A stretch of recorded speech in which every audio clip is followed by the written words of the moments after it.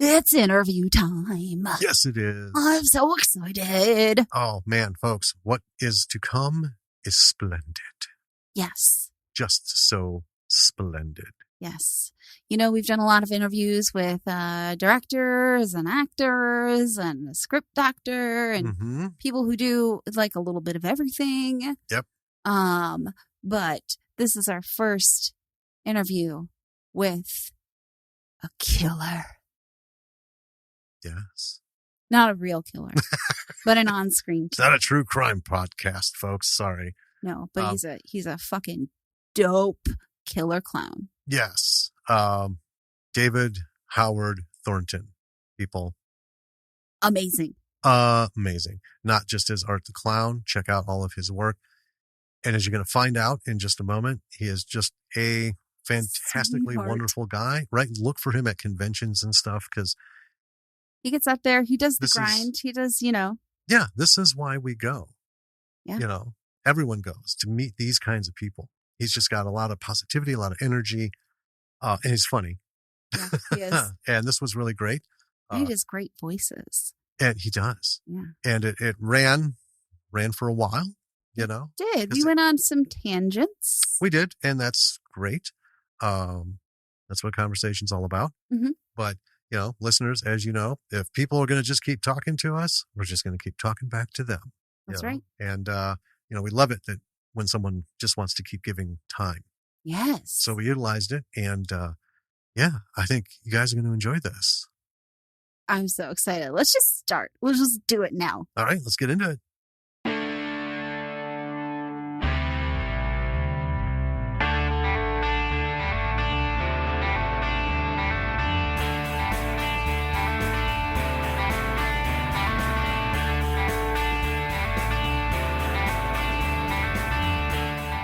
Hey, B-Siders. Welcome to another episode of Bravo for the B-Side. This is Jim. And this is Danny. No thing, huh? No, I'm not going to do that bit in interviews. Come on. I'm a serious podcaster. We have... I'm a professional. Oh, my. We have with us tonight the incredible David Howard Thornton. And you'll know him. We talked at length in our episode on Terrifier as Art the Clown. They have wrapped, I believe, and David will confirm in a second, Terrifier 2, which we're so looking forward to. Super excited. You may have also seen him as the Joker in Nightwing Escalation. He has done original audio Western drama, Powder Burns, Sam Locker. And we've got some things coming up. Night of the Living Dead 2, Sharkbait Zombie, and a couple things in post-production. I won't say the names because sometimes people don't want them, even though it's on the web out there. Hello, David. Hey, how are you doing? Good. That's a crazy resume there. And there's just so much more, but, you know, yeah. we encourage people to get out there and do some digging. Yeah. Because that doesn't even have my non-union work on there because I've done a lot of non-union voiceover work. So there's. Oh, sweet. Nice. Oh, yeah. Are you allowed to say that? Oh, yeah, of course. Yeah. It's just, they've never put it up on IMDb. So I'm like, and there's a horrible video game I did years ago that thankfully they've never put up on there too. So I'm like, oh, good. I don't want people, you know, thinking of me with that one. Like, oh, no. I try to forget that game happened.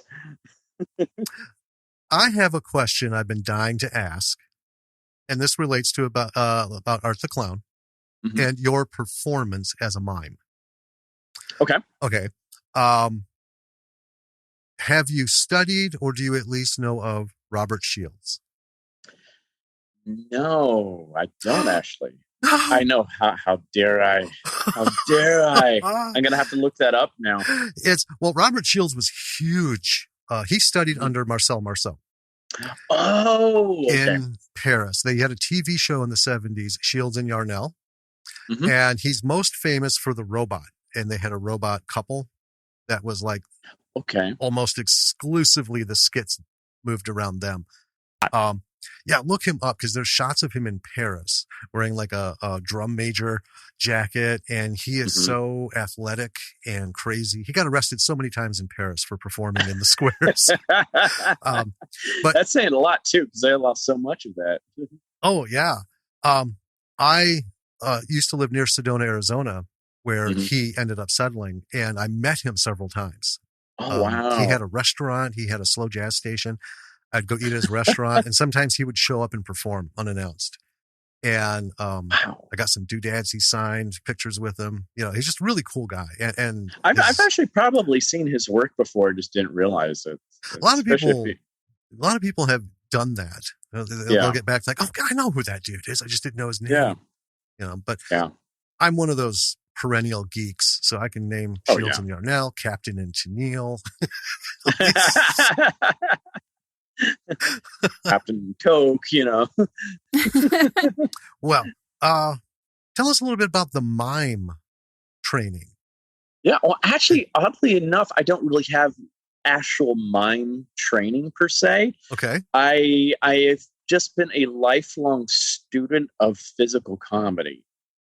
And or just, you know, that kind of acting, just physical acting. Like, you know, my parents and grandparents, especially my maternal grandparents, they gave me a great education on, you know, the silent film era, especially.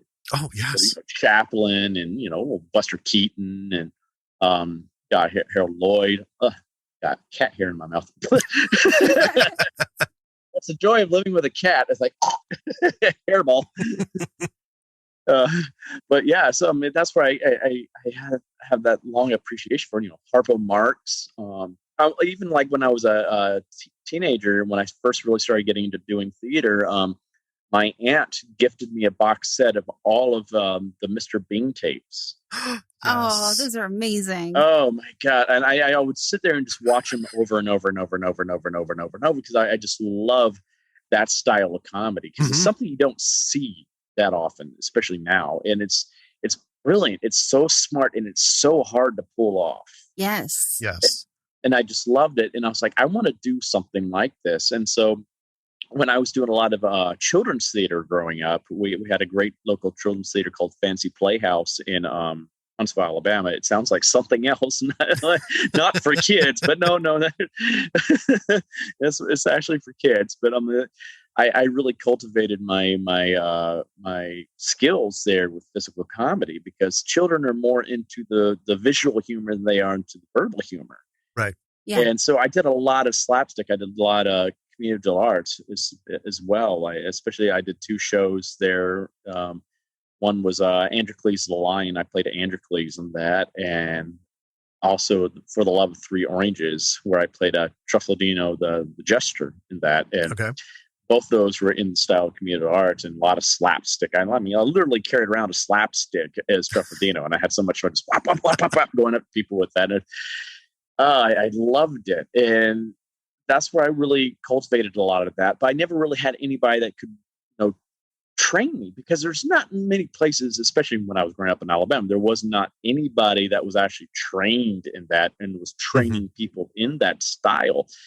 And so I just learned from watching, and I would just adapt. But after I moved here to New York, I was fortunate enough for 5 years to understudy Stephen Carl, who was Robbie Rotten on Lazy Town. On Nickelodeon. Yeah. And I was his understudy for The Grinch with the national tour of How the Grinch Stole Christmas, the musical. And Stefan was actually trained in clowning. And so he was a pro at this. He was amazing. And so he was able to take me aside, and he's like, I see what you're doing. Now here's how to make it better. Just take this and do this and do this and do this. And I'm like, I see what you're doing now. I'm like, I get it. Thank you. And so I just have a data bank up in my head of this kind of stuff now. And so when I started doing Terrifier, with Art being a silent character like that, I'm like, well, how can I make him stand out from all these other silent villains in slashers? So he's a clown.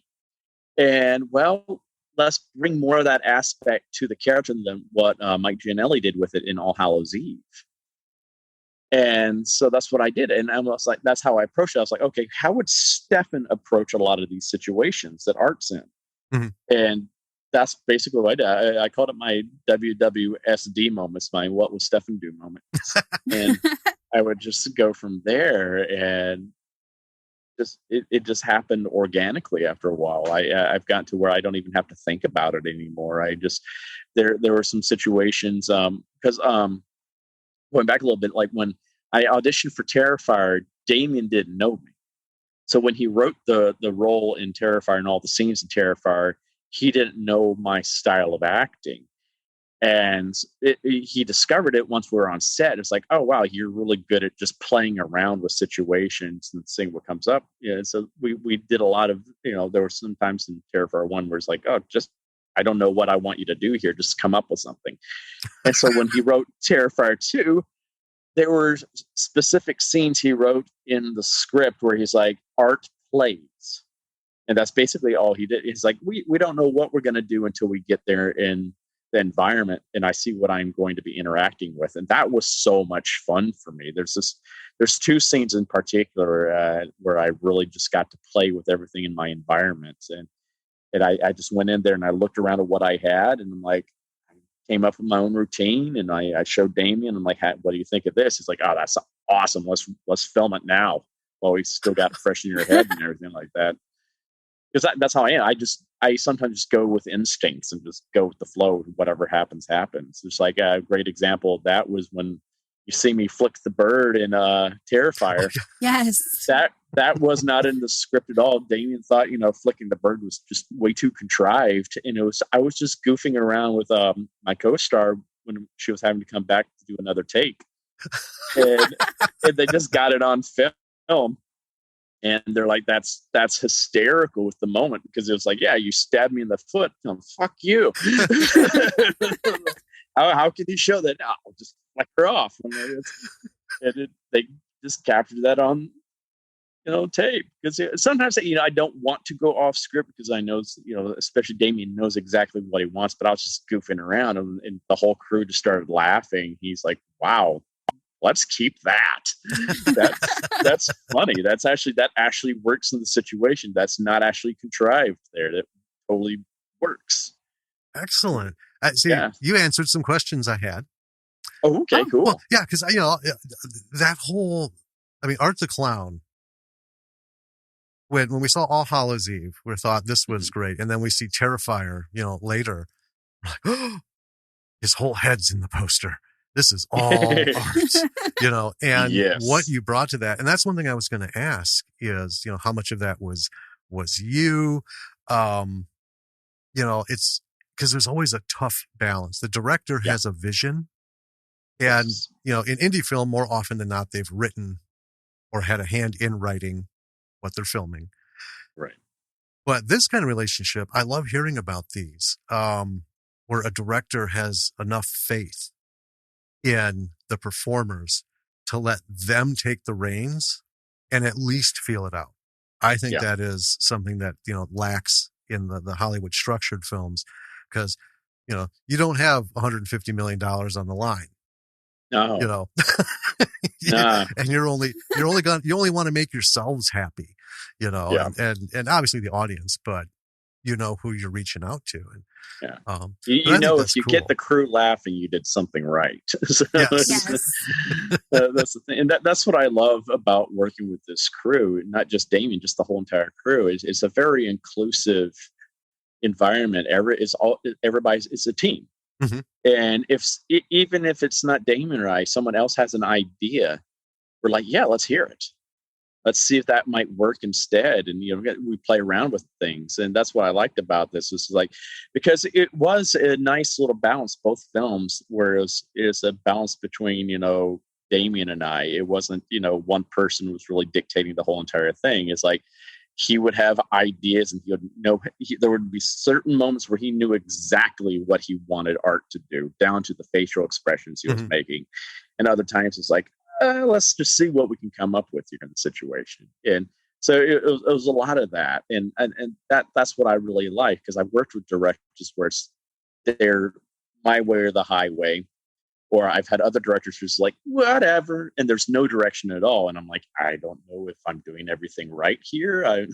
So it's a nice balance there, and it's great because it's not just me and Damien; it's been the other actors as well. Like, it's a very collaborative effort, and it's because we just want to give the audience the best performance possible. And sometimes other people have cool ideas that you haven't even thought of. Oh yeah. And it's like, oh my God, let's try that. And that's what we do. Like, we would do certain takes. We're like, sometimes Damon would just like, okay, let's do serious takes now. Okay, now David, just play. Well, and that way he just had options.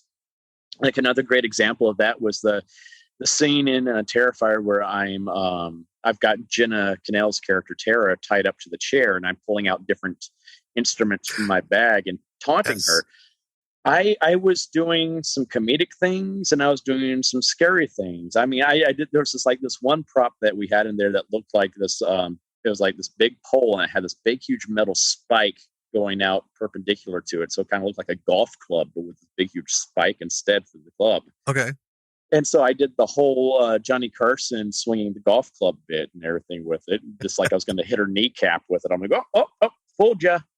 Gotcha. And that was, and so I was doing both funny and scary. And we just kind of looked at it. It's like, yeah, the funny stuff is funny, but yeah, let's not do funny here. But we had those options. Right. And that's what's really cool about it. It's like, yeah, let's just give options, and we can always put stuff into like extra features or something like that, whatever doesn't get cut. And I'm like, I know they're like, especially this one scene in part 2, there are going to be so many outtakes from that, because I was just playing with everything on what was around me. And I'm like, it's kind of like a Robin Williams moment where, like, okay, I've got this and this and this and this and this and this and this. I'm going to come up with all these funny little situations. Excellent. The set becomes a prop. Yeah. Everything. Yeah. But we love that bag scene where she's tied to the, and you're going through it. Have you seen Redwood Massacre? No, I have not. I recommend it. And the follow-up. It's another indie movie. Yeah. It's really good. It has my favorite masked killer. Oh, cool. Wearing a burlap mask. He's your favorite, partially because he's good, but also because the director just took the name that you gave him and put it in the credits. Yeah. Little quick recap on that. So we did an episode on Redwood Massacre. And when we watch movies, we're taking notes and watching the movie. So if it's something we haven't seen before, sometimes we'll miss a name, because we do like it's just sometimes too much to keep up. So I ended up just calling him Burlap because he was wearing a burlap mask, and it was freaky as hell. This thing is wicked. And so the director heard the podcast episode, and we talked to him several times on the show, and Liam, David and Liam, both. And so for the follow-up, they named him Burlap. Yeah. That's fantastic. And I am ready to go to heaven now. But the actor who played him is very much like you. He's silent, and he doesn't get facial expressions. Right. So the clowning bit doesn't even factor in. But in the same as you, when he had a victim on a table, he'd walk over to his tools and he would pick it up. And it was a similarity between the two in that yours was more kind of a clown on the go kind of thing. What do you think of this? How about I use this? His was almost like a toddler picking up toys, looking over. What's this? Put it down, get in the field, pick something else. Maybe this. That's the feel that you got from it. Mm-hmm. So we laughed so hard. That's great. Because we knew it wasn't a bit. Right. But we laughed because how terrifying would that be to have someone so casually disconnected from the situation? Is like, what do you think? How about a hole punch? Huh? And this poor person sitting there, they know they're going to die. Yeah. And we just That's us. We laugh at these macabre things. That's why we love horror. Well, that's one of the really that's cool what things I love about it too. Yeah. I mean, it's wonderful. No, it's all good. One of the really cool things about, silent killers in horror movies is that you can play with that kind of body language, and that kind of acting, I think, like you said, is very smart. It's also really interesting because it translates, it's not language bound, right? You could watch Terrifier and not understand English, right? If it weren't translated into any other languages, and you would totally get it. Right? That's very true. And I think that's why we are as popular as we are internationally, because it does translate. I think that's why Mr. Bean is so popular internationally, because it doesn't matter where you are, you can watch that and know exactly what he's meaning and what his intentions are, what's going on with the situation there. It's just like, because the body expressions and facial expressions are universal for the most part. Right. Absolutely. I think it helps the antagonist, or just the bad guy, the evil man, when there is no speaking, because I thought about this a lot. How would Art come across after all this physical presentation of who he is? How would you have him speak to match that, I know. right? Because I think of like the Joker. So many people have played the Joker in so many different kinds of things. Well, you've played the Joker, David. Yep. Yeah.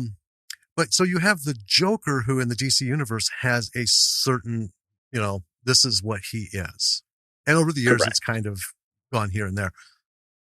But, you have to show not only is he just, batshit crazy and diabolical, but you have to find a way to bring that presence in his speech and how he speaks, the words that he chooses to use, to show that he's not an accidental terrorist.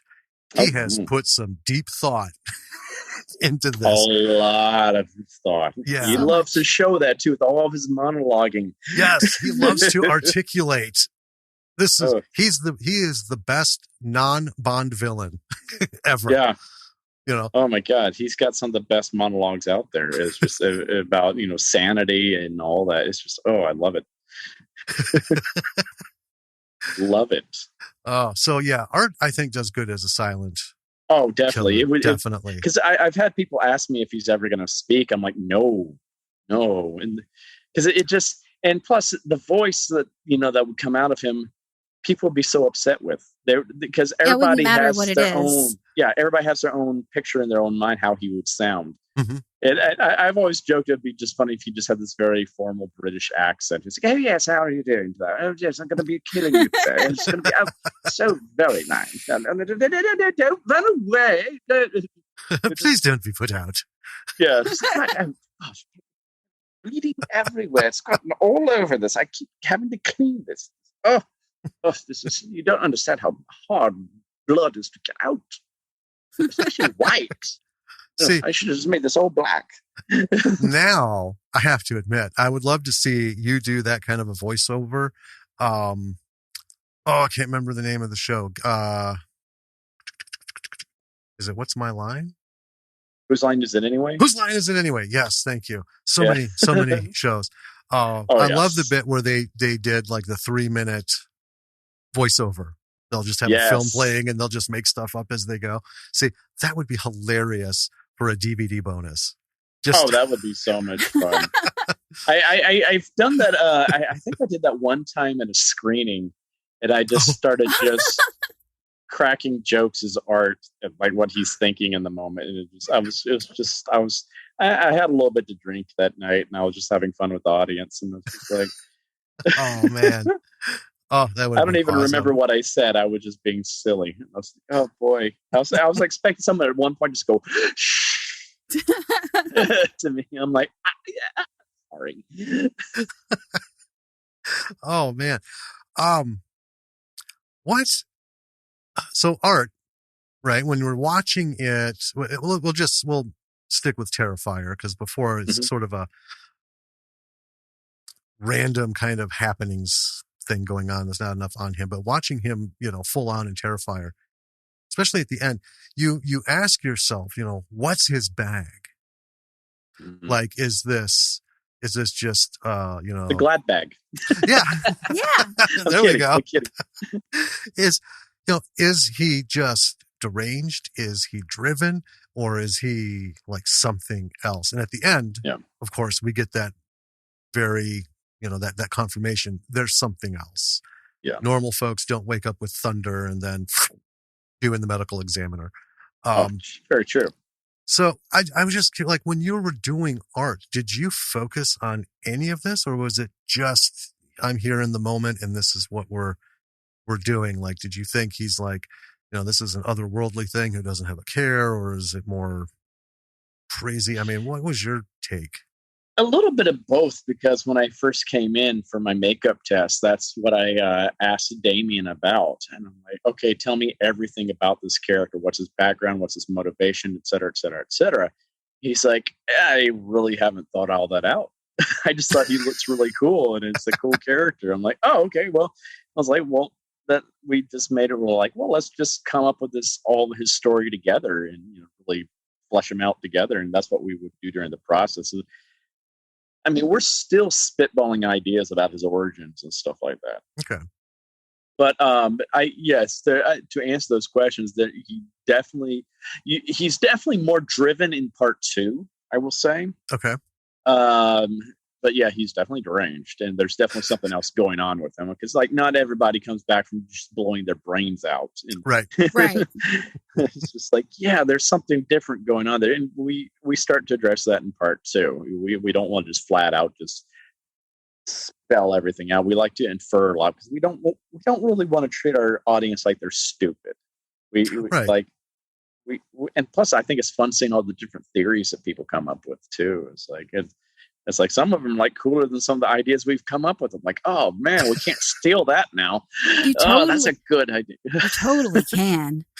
Yeah, I know, but it just doesn't feel right. It's just like, oh man, because that person, I came up with that first. I'm like, oh man, that's cool. I think our advice for Damien would be not to answer it. Oh yeah, that's kind of that's kind of an approach we want to take with it in some ways too. It's just like, because I think leaving some mystery there about the characters part of the fun. I mean, you didn't even find out who Freddy Krueger really was until like the 5th film. Right. And that's the point where they all literally die in the world of public interest. And they, in the audience's mind, is this like force, like Mike Myers was, what in the hell is this? Mm-hmm. I mean, the boogeyman, that was the closest they came. And, but then as the shows went on, we learned more, and he became less intimidating, less mysterious, less scary. Yeah. Less godlike. Yeah. And that's the thing, art, we're like, oh, I'd love to know, but I don't want to know. Mm-hmm. I don't want to know, because art is one of those elements in life that just exists, and he's bad, and that's enough. Yeah. I like that. I like hearing that people want that too, because that's kind of the approach we've kind of, I think we've come up with an idea that kind of satiates both camps there, because there are people that do want his origin and stuff like that. But I think we've found a cool way to do that in a way, which is like you still have the mystery, but also like we reveal, I guess you could say, how he becomes Art the Clown. But we don't do that in part 2 yet. We offer some little clues here or there, but there's going to be a lot of more questions people are going to be asked. There's this one character that hasn't even been revealed yet that people are going to be like, what the? There's going to be a lot of questions about that character. I can't wait, but it's just, but we have a plan, and I think it's a cool idea. But I going back, I think there is one bit that. A key bit that was in Terrifier that the cat lady pointed out, and I kind of have used this to keep me, I've cemented this in my head. This is why he does what he does. She says he does it because he thinks it's funny. Yeah. Yes. It's like he's not doing this out of revenge or anything like that. he's just doing it because this amuses him. Yeah. This is fun. And I kind of look at that. That's what he is. He's the anti-clown in that way, because clowns, their job is to bring joy and amusement to other people. Right. He brings terror and pain to other people for his own amusement. Right.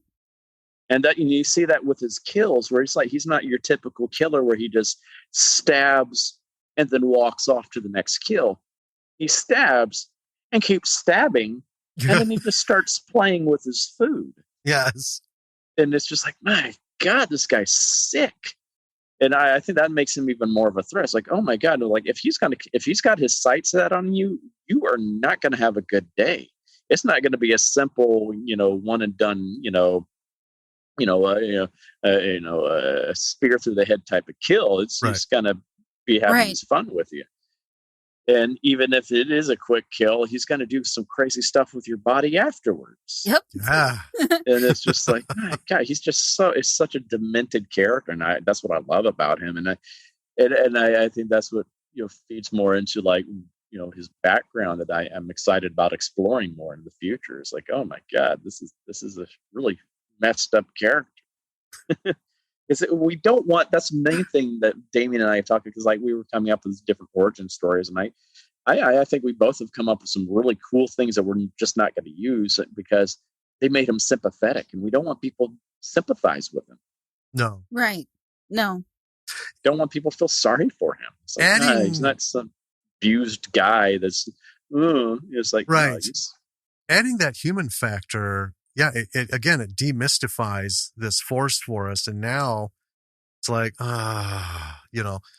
because we've talked about many times in horror and other things, the best villains are the ones with no motivation. They simply want to see the world burn. That's it. And that's scary. That really is the scary. Scariest thing, because you can't have a conversation with someone like that. You can't reason with them. With them. You can't gain empathy or sympathy from them. Yeah.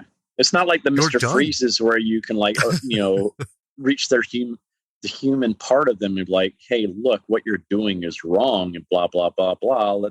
You can change this about you. Someone like Art, you can't reason with them. And that's what I love. We did that scene with the cat lady where we made people think that, there is that human aspect to him she reached him in a way like, no, he was doing that just to mess with her. Yes. he knew that was her weakness, but that motherly instinct is like, I'm going to bring her in and really just mess with her. And then I'm going to wear her like pajamas. Yeah. That's messed up. Well, and from an audience perspective, it actually, it evokes a physical reaction knowing, this killer is this way. And then, the victims are still going to be very human. And, and in this, they did well with everyone did well with emotional projection.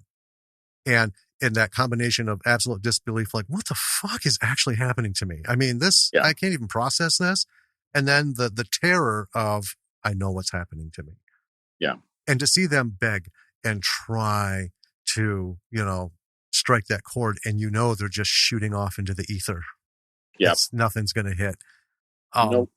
It makes you feel more empathy and terror for the victim, because it's just like, it's like, coming. Just get out of there. Just run. Run. Yeah. Don't even try fighting back. Just go. Especially when they get that glimmer of hope. Yeah. They're just sitting there going, no, you're gonna die so much sadder than you were 5 minutes bless ago. Your heart. Yeah. Oh, aren't honey, you adorable? Yeah, it's like, don't sit on his lap. Oh my God. Yeah, that the beginning of Terrifier, the introduction of Art, was just wild. I mean, we laughed and we were quiet and we were just like, oh, that scene's brilliant. Oh yeah. I that's my favorite scene in the movie, and it's so brilliant because you don't have to have some exposition about who he is or anything like that. There's none. And you just see everything about this character in that one scene. You see his playful side. You see his creepy side. Then you see his just sadistic, evil, just good God side. It's all there. You know everything you need to know about the guy in like 5 minutes or less. You don't have to have some narration going, oh, he's this. It's like, oh, no, we got him. We got him. Nope. Yep. Stay away. One of the things I liked was when he left and went to the bathroom. Mm-hmm. And I mentioned this on our episode. If you live in New York, if you lived in New York through your like teen years and stuff, you've had to have, you live in the city, you've worked at a pizza shop or some place for a little while. I have actually. Yes. Yeah. And in the show, I said, well, and if you're listening and you're doing that and you haven't washed shit off the bathroom walls yet, you haven't been there long enough. Yep. Pretty much. Yep. I've had that happen, and I'm like, no, I don't get paid enough. I'm handling food. You don't want me to do this. Yep. Someone else has to do this. But I liked that level of in the introduction of Art. It isn't just about murder. You know, he's just operating on a whole new plane. So now I'm just going to go smear some shit in the walls and write my name and then carry on like, you know, nothing's happened.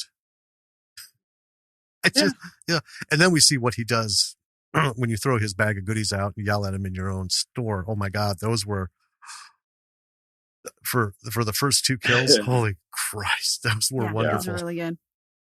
Yeah. That was, oh man. Yeah. They're fun kills. And it's like, Damien just outdid himself with those practical effects too. Like just the face that I'm stabbing into. I was really stabbing in with a real scalpel into this. And he built layers under this thing with muscles. And I was like, oh man, when I was stabbing into it, I was like, oh my God, dude, you got like a muscle layer under here. And there's all this, and there's bone. And I'm like, whoa. I was like, you don't even see all that on film. I was like, this is insane. This is amazing. Well, that was one of the high kudos we get. Do you want to talk about practical stuff? Well, yeah, this movie is all practical, you know, and that, okay, for one, not easy to do, right? But it looks amazing. Yeah. The blood in this movie, so much blood. So good. Much blood. I actually wanted to ask you, because Art has prosthetics on his face, right? Correct. You get prosthetics and stuff. When you see him, like, do you get freaked out? Because, I mean, obviously you look, you don't look like Art, right? Right. Thankfully. I think my dentist is very thankful of that too. Yeah. Oh my God. But yeah, does it freak you out, like seeing him? It did at first, because I'm like, the makeup I wear is so light. I forget sometimes I'm wearing it, and I would go to the bathroom and I would just and I'll just look up in the mirror. I'm like, oh God, hey, buddy, hey. It's just me. And I would just do that to my coworkers and co-stars in this too, where I would just be standing nonchalantly behind them. They didn't know I was there, and they'd turn around, and I'm just like, oh, hi. And they're like, fuck you. I'm like, sorry. Sometimes I would do it intentionally. I did that especially to our female lead in part 2. She has a fear of clowns. And I am so surprised I did not get my face punched in so many times. She's got, you know, she takes multiple martial arts and stuff like that, so she could literally kick my ass. And I'm like, man, I was playing with fire there. I was like, but she would be in a conversation, I would just stand behind her, and she would just turn around, and I'd be like, hi. God! Well, that's a valid question, because people think about actors getting made up either with prosthetics or just, you know, face makeup and stuff. Beyond rouge and, you know, touch up. This isn't a costume party. I mean, we dress up as pirates and go to the Ren Fair, and we're very much aware we're at the fair. It's like a costume party, you know, 4 or 6 hours, something like that. But in a movie, you're not just dressing up. You're doing a whole persona. And, you know, these things can go on 12 hours, you know, because you got... Oh, easily 12. Yeah. Easily 12. And, if you don't have enough like touch up, a break in that reality, like here, let's fix you. Let's, put your thing down, get a little bit there, smudge. Okay. All good. To me, I think you would just, you're doing the part, but then when you're not, you're just not in that space where I have all this stuff on. I have a little hat and I've got blood spattered on me now. You're just like, this is what we're making. This is what is going on. And, oh, that's great. And you're watching your fellow performers do their thing. And you're, and then, hey, how you doing? And you just completely forget, sweet Jesus. Yep. Oh, yeah. It's got to be one of the most disconcerting things for my co-stars, because I don't stay in character the whole entire time. I'm a mischievous person in real life anyway, so I like to joke around and stuff like that. But I'm not being sadistic and cruel on set. But so I'll be doing my funny voices and just making jokes. But then they're like, "Okay, rolling," and then I just become art right in front of them. They're like, "Oh God!" I just put on the angry eyes. And it just like I think Lauren Laverne, who plays Sienna in part 2, she's talked about that in a few interviews. It's like, how I will just change in like a second or two, just like, oh, and there's art. It's funny. And then they're like, cut. I'm like, are you okay? I'm like covered in blood, and I was like, I didn't hurt you, did I? I'm sorry if I had. So, I just become David again, and I'm. What was so adding still onto the effects thing, because we marveled, we love practical effects, and even when they don't work real well in some films, we're like full props because you didn't go the pre-made CGI thing. Yeah. You went and did it. And I love hearing the level of detail, the layers. Yeah. Because if anyone has ever questioned it, we're here to say it paid off in spades, because it was so good. It wasn't a buckling face as you're stabbing it and everything. So now I know why it looks so good, because he paid that kind of attention. Working with that level of practical effects, and I'm going to bring up the hanging woman. Yes. And the chainsaw. Whoops. I'm going to knock my own stuff over. We look at that and we appreciate it as, an audience, as a horror fan. We're like, sweet. But then as creatives, we're like, God, what was that like? Having to work. Because when we see things like that, we know they're expensive. And on indie films, budget is usually, let's just make 8 of them and then see how it goes and use the best one. A lot of times it's one and done. We just had one. Yeah. See? So it's like, We just had one. So that's, our budget, I think, was like $50,000 for Terrifier. So we had a very, very, very, very, very small budget. Like when Damien told me what the budget was, I thought it was like 10 times that. And I was laughing my ass off. Because I cannot believe we made what we made on that budget. Wow. Right. Absolutely. Most even low budget films are made for a few million. Right. So that was insane. We made it for less money than even the original movies were made for back in the 70s that were low budget, that become big franchises now, like Texas Chainsaw Massacre. Right. That was more expensive than Terrifier was. Not even counting for inflation. It's just like, it's insane. And it's just like, wow. But that just shows that the skills that Damien has. And I think that's what saved a lot of money, was he did the practical effects himself. And he's self-taught. He didn't go to school for that. He just learned from watching videos about Tom Savini and stuff like that. He learned from just doing it and experimenting most of his life. And I was like, his blood recipe, he buys like the blood that you can buy in bulk, but then he adds stuff to it, like chocolate syrup and soap and some other things. And because it like, especially when it's going on the prosthetics, it beads up a different way if you add soap to it, so it's more realistic. It's not beating up like water. He understands the science behind it all. He's a pro at this stuff. And like going back to the hacksaw scene, that was such a hard scene to do too, because it was it's a dangerous thing. It's never been done Yes. before. They had to build a rig. They tested it on our DP, since he was like the biggest guy in the crew, and like, well, if it's going to hold George, it's going to hold anybody. Mm-hmm.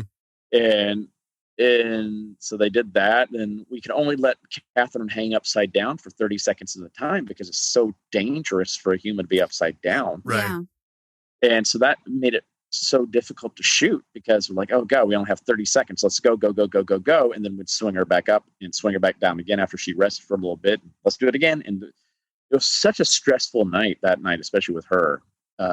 We did in 3 parts. We shot Jenna Cannell's stuff first, and that was in New Jersey, because she had to go film The Bye-Bye Man. Okay. And then we shot Catherine's stuff 2 months later in Staten Island, and it was 20 degrees that night. And we had no heat in that room. So that was miserable for her. Oh my God. Such a pro. I'm like, no complaining. She knew what this scene was going to become. So she's like, yeah, I'll suffer now, but it's going to be worth it. And then another day, I got to actually cut through the prosthetic they made of her with a real hacksaw. And that's when we added the intestines falling out and all that kind of stuff. Right. So that was a less stressful day, because I was like, oh, now I can just have fun cutting this thing. But I can only cut it one time. Right. Oh, yeah. So, And that's gotta do it right. Coming down. And that's the thing. These huge gambles. Yeah. On Oh, that. yeah. And that's how both films have been with some of these prosthetics. So like, it's a one-shot deal. And those are not really is like part one. I mean, like when I pulled the head off of the exterminator, that was a one-shot deal, and I just did that myself. That was kind of cool. But like, we have some prosthetics in part 2 where I have horrible depth perception. Okay. And of course, I'm not able to wear my glasses when I'm art. So I'm like, oh God. And I did not want to mess it up. Plus, there are some people in our crew, like Mike Levy, who was actually the exterminator in part 1. He's the AD in part 2. Nice. But he and his brother Jason, who was the cop that comes in, the bald cop, they would sometimes come in, and even Steve DeSella, who was also one of the cops, they would come in and relief pitch for me a few times in part 2 when it came to certain things, because I'm like, I don't want to mess it. I know we only have one shot with this prosthetic. I don't want to mess this up. So like, yeah, I know you've got much better aim and you're stronger than I am physically. And so like, the important thing is for me is put ego aside, and we do what's going to get the best effect. Especially since we have one shot at this, I'd rather, put my ego aside and get the best shot we can possibly out of it. And I'm glad we did that, because man, I know I could not have done some of these things nearly as well as these guys did it, because they have that good aim. I'm like, oh, that looks gnarly.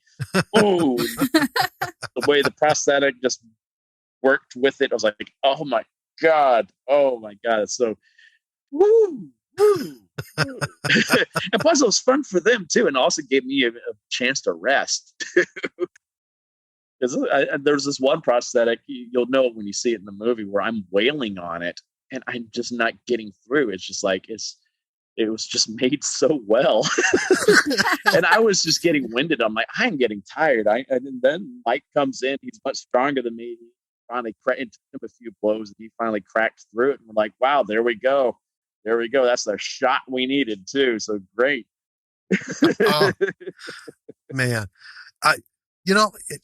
we talked several months back about blood in these, where any film, any level of film that we can reference, so much disparity in the blood realm. Yeah. And very few have gotten it right. This, Damien got it right, and how you explained it, it makes perfect sense. And there was a couple we've talked about in the past where they really hit it, and it's almost like, an understanding of like the human anatomy. When you bite your lip, the blood that comes out is going to be very different than the blood that comes out of your thigh if you stab yourself with a small spike or, a large nail, Right. The paper cut blood is different than like a bloody nose. All these things. And that's one of the things that I think just made Terrifier so marvelously, but, cringingly gruesome. Just visceral. Yeah. Was the kinds of blood when the intestines fell out. You can tell it wasn't the same as what's, how it's sitting on the face. And, it was really, just really well done. Yeah. I need to ask this question. Mm-hmm. Do you ever think you'd reach a point in your life where you'd be able to see yourself in what size is it? Is it 8-inch or 12-inch figure? Yeah, but what are those? A figure of you. 12-inch figure. Is it? Oh, I never imagined that. I never imagined that.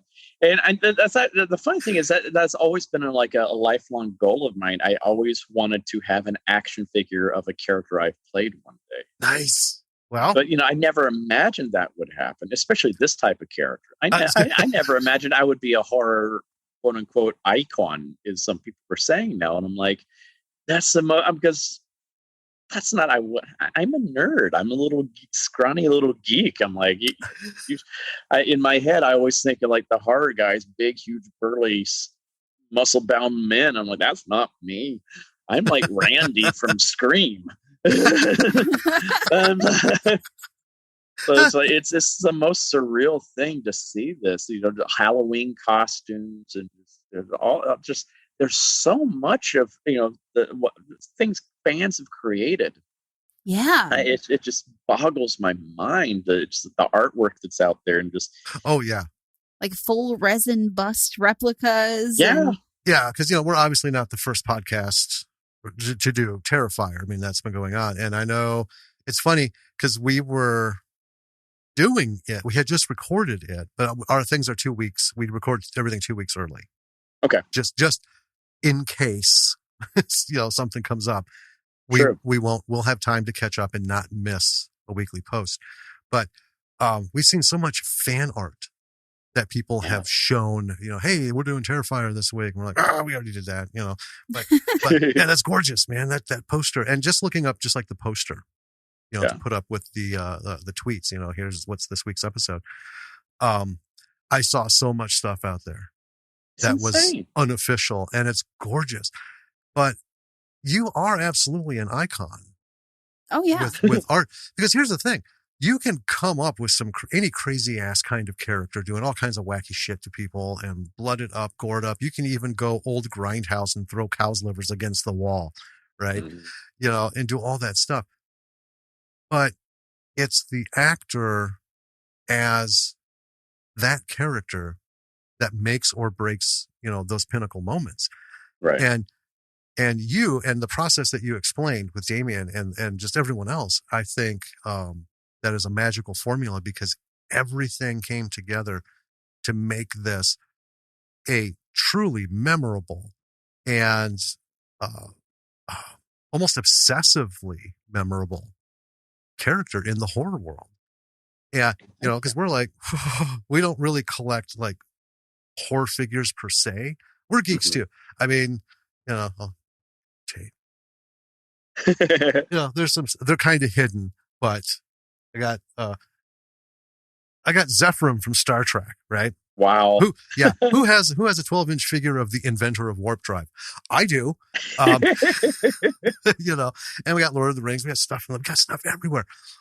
But every now and again, though, we're what we call fascination collectors. We love all this stuff, but we just don't have room for it, and we don't have that kind of money, because it can get expensive quick.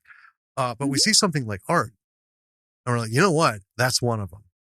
Yeah. That's one we're going to get. Because I have actually been trying to reach out to different companies on behalf of David Ryan Keith, who did Redwood Massacre, to get them to do a burlap figure. Because if you see the movies, you're like, he needs to be on a shelf somewhere. It's just haunting, and it's cool. He's this big hulky guy. And the guy who plays him is like you. He's so gentle and, and quiet. That's the funny thing. It's like most of these actors that I have met, they all these guys that play these horrible, horrible characters on screen are just the biggest teddy bears in real life. Yes. Yeah. In fact, David would talk about, he had problems with Ben because, he's supposed to be roughing people up. And especially when it came to the women, he was so reluctant to do too much. You know, he didn't want to hurt Same here. Yeah. Same here. I'm like, they're like, Jenna Cannell's like, David, you can actually do that to me. So it actually gives me something to work off of. And I'm like, are you sure? I'm like, yes, go ahead. Put your fingers on my eyes and press in. It gives me something to react off. I'm like, I don't want to hurt you. So I guess, okay, if you hurt me, then I'll kick your ass later, but let's give it a shot. Well, and that's what happened there. One of the women was almost yelling at him, hit me. You know, like, make contact. Let's do that. You know, and it's just, it kills me. But yeah, Art the Clown is going to be sitting on our shelf when he makes his birth debut, and we can't. Oh, I can't wait. I'm still waiting for a Funko figure too. I need my Funko Pop figure because there's so many knockoffs that people have made. Even Damien makes some knockoffs, but we don't have an official Funko yet. And I'm like, come on, get on this, guys. Right? For real. I need a friend for Twisty here. Oh my gosh. There are going to be so many options, especially variants that we can do with Art once part 2 comes out, and there's all these other characters too that just easily lends itself to Funko figures. You know, they say imitation is the sincerest form of flattery. I can't help but think of Deadpool and how when he hit the scene, you know, all these great things. I could definitely see you guys, it's all about time and stuff. Right. I think you would have great success doing some little art shorts, you know. Like, we've actually talked about doing that. Art the Clown dating game, fire. you know. Yeah. Just all these random normal scenarios, you know. Art's cologne. How you would react to that? I mean, we can imagine it because you've given us so much.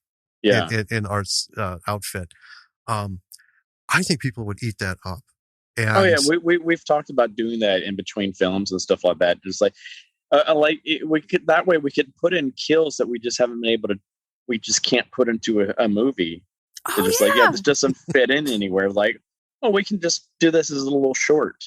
It shows what Art's doing on his days off or something like that. It's just Art working as a retail clerk or as a small shop owner, you know. He goes in, people go in, he shows them something, they enjoy it, and then he's all, and then someone comes like, he gets an asshole customer, the tight face, the eyes, and you're like, Yep. It's just that kind of stuff, you know. Someone's just obnoxiously honking their horn on the street, and it's like, gives them the look. You want to play this game? Yeah. In the next shot, Art's walking down with a leg sticking out of a bag. Yep. It's just there's so many possibilities. That's what I love about the characters, the endless possibilities with them. It's not like with Mike Myers, you only have some because it's always so centered around like Laurie Strode and stuff like that. Yeah. That whole battle between the two of them. But it's like Art, it's like he has a protagonist that he's going up against and stuff like that in part 2 that we're really setting up this character. But that's not all what he's about. He just likes to cause mayhem wherever he goes, and so there's always so many possibilities of him just causing mayhem. Yeah, just like Art's vlog, day-to-day life. Yeah.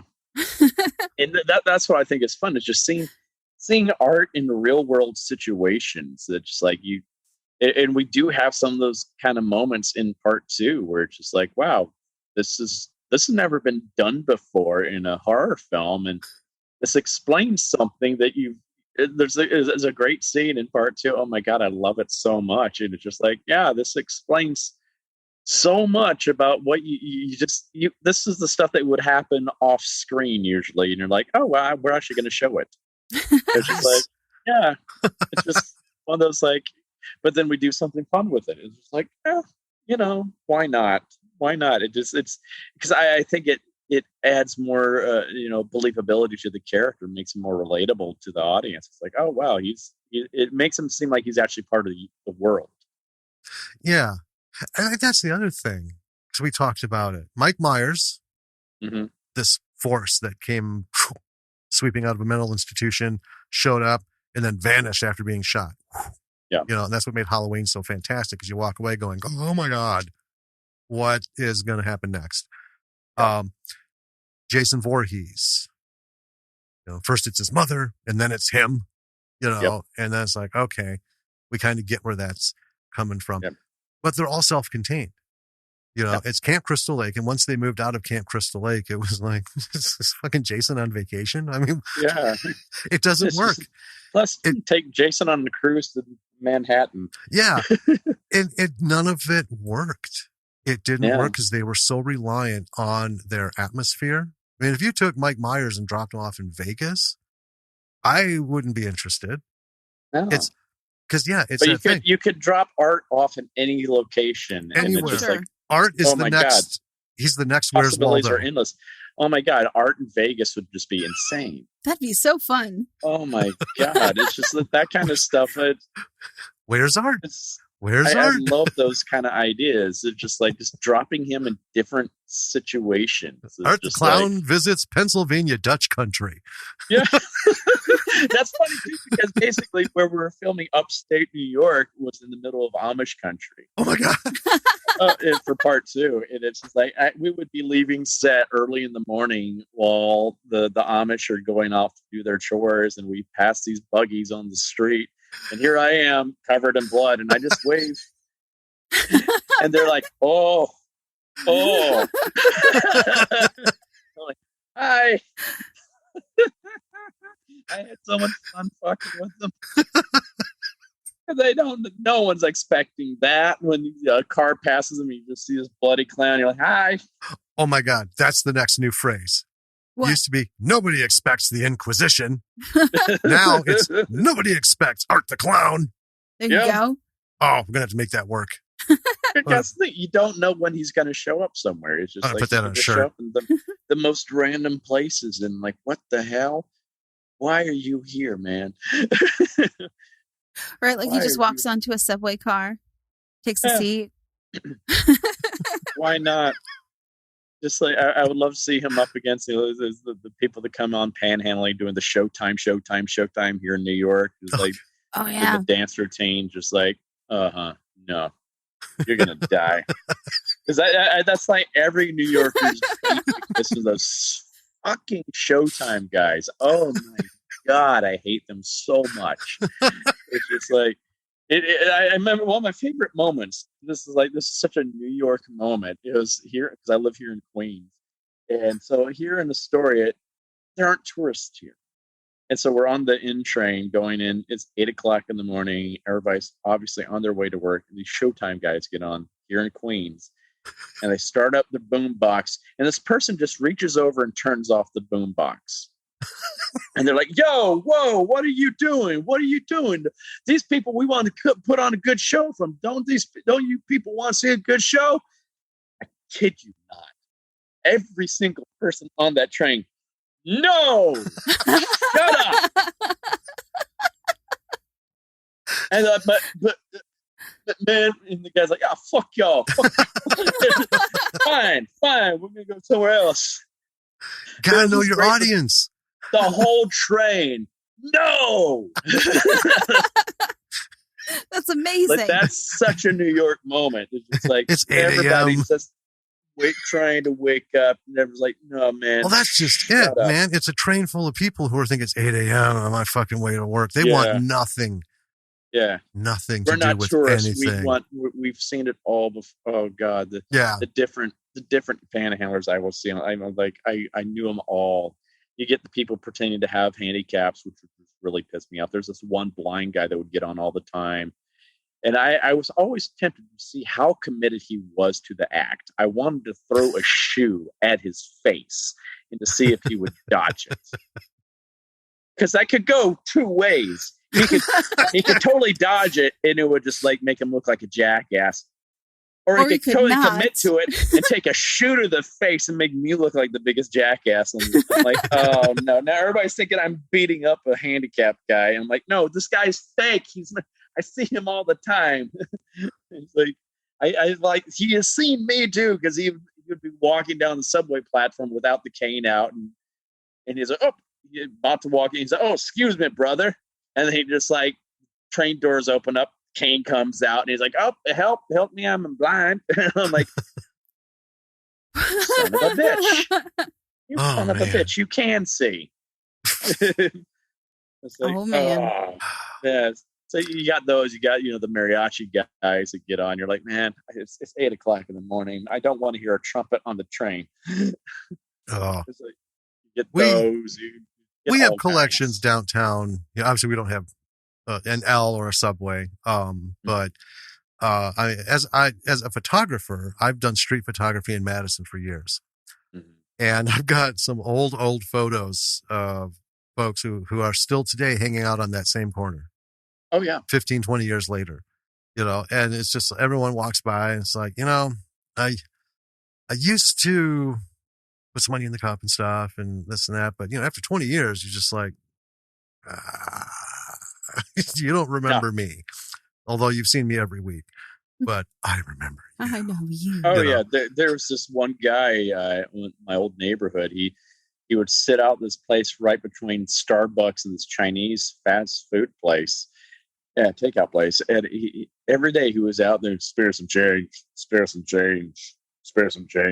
And like one day I was walking out and he was coming around the corner of the Starbucks and he's on his cell phone.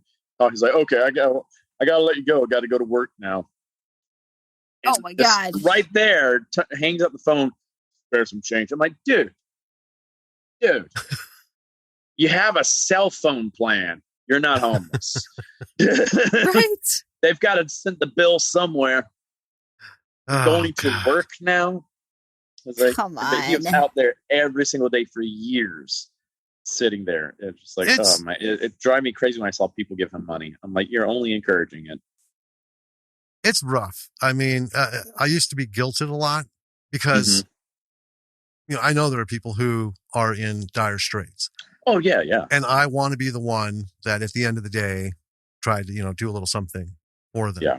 But then, oh man, over the years, you just realize, like, I used to live in Arizona, and I know there's a band of, quote, homeless folks who travel the warmer climates, and they only would come up near Flagstaff in late spring when it warmed up. And one of the laws there is you can stay on national park land for 15 days. Excuse me. And then you need to move 300 feet. And then you can stay another 15 days. So they would live in the on national park land, just a few feet from a small highway that, went up the cliffs and everything. And they would thumb into town and do their thing. And as soon as it starts getting cold, down towards Prescott and then down towards Phoenix and ultimately down towards Tucson. I know this from having sat and talked to one of them. And they have a whole routine. And that's kind of what they do. It's like, wow. It's untaxed income too. Yeah. I learned my lesson about it because I used to sometimes give to panhandlers and stuff like that. Because I have a big heart, and people are like, "Dave, you got to stop doing that. First of all, it's dangerous to take out money in public like that. Second of all, it's just like most of these people are con artists." And I learned my lesson one day. I was going to a show, and and it was this harried mom and her son. And she's like, I'm so sorry. I just, my son's having problems today. And I just need like $2 so we can get something for lunch. I'm like, yeah, sure. And I'm handing her the money and she's like, oh yeah. Oh, watch out. And I look, and her son had dropped his pants and just started to pee. And he tried to pee on me and I jumped out of the way just in time. Whoa. And he just had this like evil look on his face. Like, I was like, and I'm like, what the heck? Wow. And then I get to the theater and I'm like, you will not believe what happened when one of my co-stars comes in and is like, I just saw this kid running around peeing on people. I'm like, he almost peed on me. Oh my God. That's wild. It's like, what an odd thing. Yeah. Right? I mean, if you're going to be out there and have a thing, what would make you choose that? I think those are distractions so someone else could come and pickpocket. Oh, that makes perfect sense. Yeah. Well, I'm distracted by him peeing on me and freaking out. Someone could go. Well, it is New York. Yeah. And I say that not, disparagingly, but like here, we don't have anybody at that level of cleverness. Yeah. Here, panhandling usually resorts to violence, just pure and simple. I mean, there's not like any weird shit that goes on. They've over the years become very caustic and abusive. And in the last few years, we've had a lot of things happen downtown that never happened when I was growing up and hanging out down there.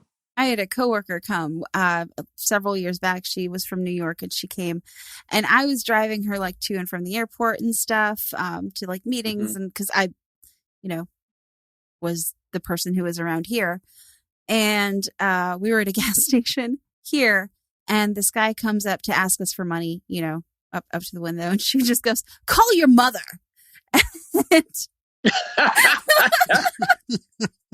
Like, New Yorkers just don't put up with it, and that's the thing. It's like, just go away.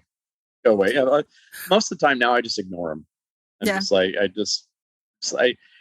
that's after living here for 15 years now. Tomorrow's my 15th anniversary of living here in New York City. I just realized. Really? Congratulations! Well, congratulations! Yeah. Wow. But like when I first moved here, I would wave at people all the time on the street, just talk to everybody. Hey, how you doing? How you doing? How you doing? That's how I'm from the South, and that's what we do. Yeah. And people are like, Dave, you gotta stop doing that. You gotta just you gotta stop paying attention to the homeless people. It's like, I think one of those things that helped me stop paying attention to the homeless people was when I saw a guy just whip out his junk and start beating off right there in front of me, and another guy just started pumping a manhole. Oh, okay. Not a man's hole, but a manhole cover in the street. And I was like, wow, okay. Yeah, I'm just going to turn a blind eye when it comes to this kind of stuff now, because I don't want to see certain things. I'm just like, Isn't it amazing? It's crazy how you just adapt. The hard divisions. We were just talking about this when we recorded the other night, about there's places in this country where there are cultures that exist like in their own bubble. And they are cultures we as outsiders just simply don't understand. We were talking about Winter's Bone. Oh, yeah. And how, not to get into the whole thing, but we were just talking about how, real quick, the director showed us this foreign environment that captivate you. You're just like, okay, what's going on? Why is this working this way? Because you just don't know it. And it's no different than seeing something take place on the streets of Japan, which was another movie we talked about, R100.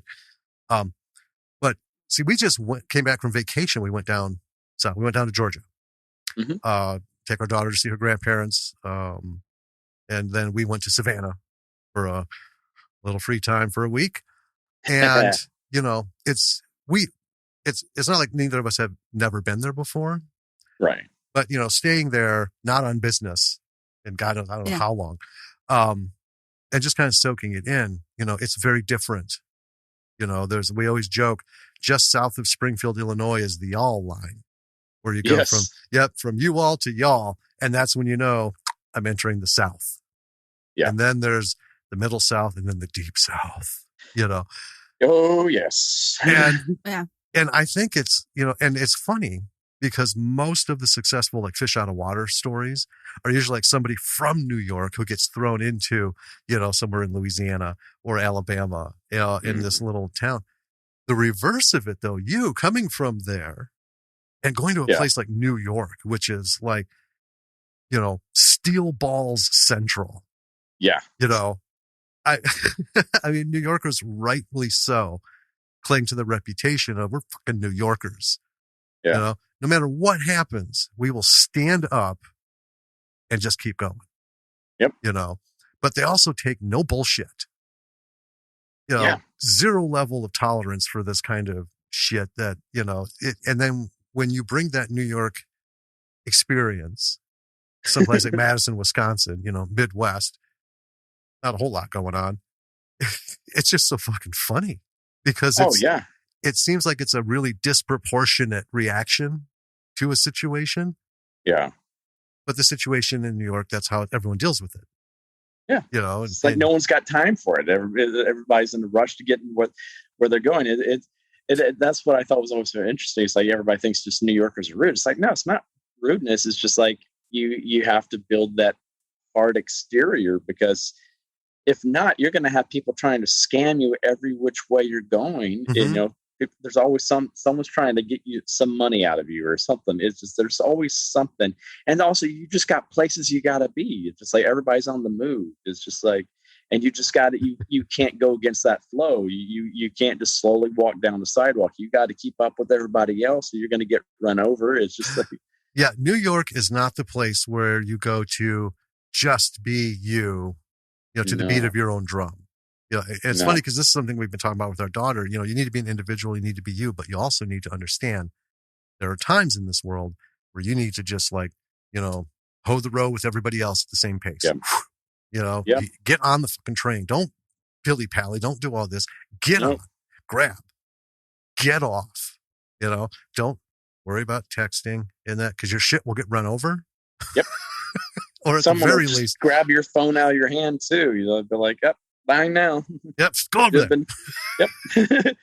It's funny how I've realized that I'm like a combination of my Southern upbringing and also being a New Yorker. Now I have my moments where I don't put up with bullshit anymore. I learned that valuable word called no. Yeah. I bring it out, but I still have that nice Southern disposition as well at times. It just, sometimes I have to bring out the New Yorker. Sometimes I have to bring out the Alabama. It's just like, you have to find that balance there. It's like, the people that follow me on Facebook, sometimes they know how I can be sometimes. Like, sometimes people cross a certain line and I just don't put up with certain bullshit. I'm like, no, this is wrong. That's morally reprehensible and I'm not going to tolerate that. So bye. And I'm going to call you out on it. I'm not just going to be trying to, sugarcoat things and be nice to you. If you're going to, spout some, racist or prejudiced nonsense on my page, I'm going to call you out for it. Absolutely. Yeah. Because living here in New York, you can't be that way. You know what? There are times in throughout history where some section of the country, I felt like, should have stood up and taken the reins, because it was like their bag. Right. And with the pervasiveness of the internet, and it's like, we thought it was this big, but now it's exponentially bigger. And tomorrow we'll find out it's even more exponentially bigger. It's just like the things that become part of it are seemingly endless. And I think this is one of those moments in American history where the New York lifestyle needs to come in and say, this is how you handle shit on the web. This is how put on your masks, get vaccinated, and stop with the bullshit. Exactly. Shut that shit down. Yeah. Bam. Don't, there's just, because that's how I've been fortunate to kind of travel all over. So I've sampled all of the stuff, and I see where, certain things work. Yeah. And that's kind of the thing is, well, that's good. I got an idea. How about we not be respectful of people's feelings when they're being, fascists? I don't care how they feel. I don't care how their mother feels about how I feel about them. We just need to shut it down. Yeah. Shut it down now. It's like, that's what the greatest generation did back in the 40s. They shut it down. Yeah. They're like, nope. Oh, so they're going to take over Europe and do this? Nah. Nope. Nope. That's how I feel about it. It's like that. They were the real Antifa, those were my grandparents, It's like, they didn't put up with that kind of crap. And I'm like, it appalls me that we're having that kind of stuff happening here now. And I'm like, whoa, no, we need to shut this down now. Yeah. And that's what I've done. I'm just like, I don't tolerate it at all on my page. I'm like, nope. Okay. You're going to start spouting that nonsense. Shutting it down. I'm going to call you out on it right now. It's like, yeah. It's like, hey, and then I'll be, oh, hey, look, this movie's coming out. Hey, I'm excited about this.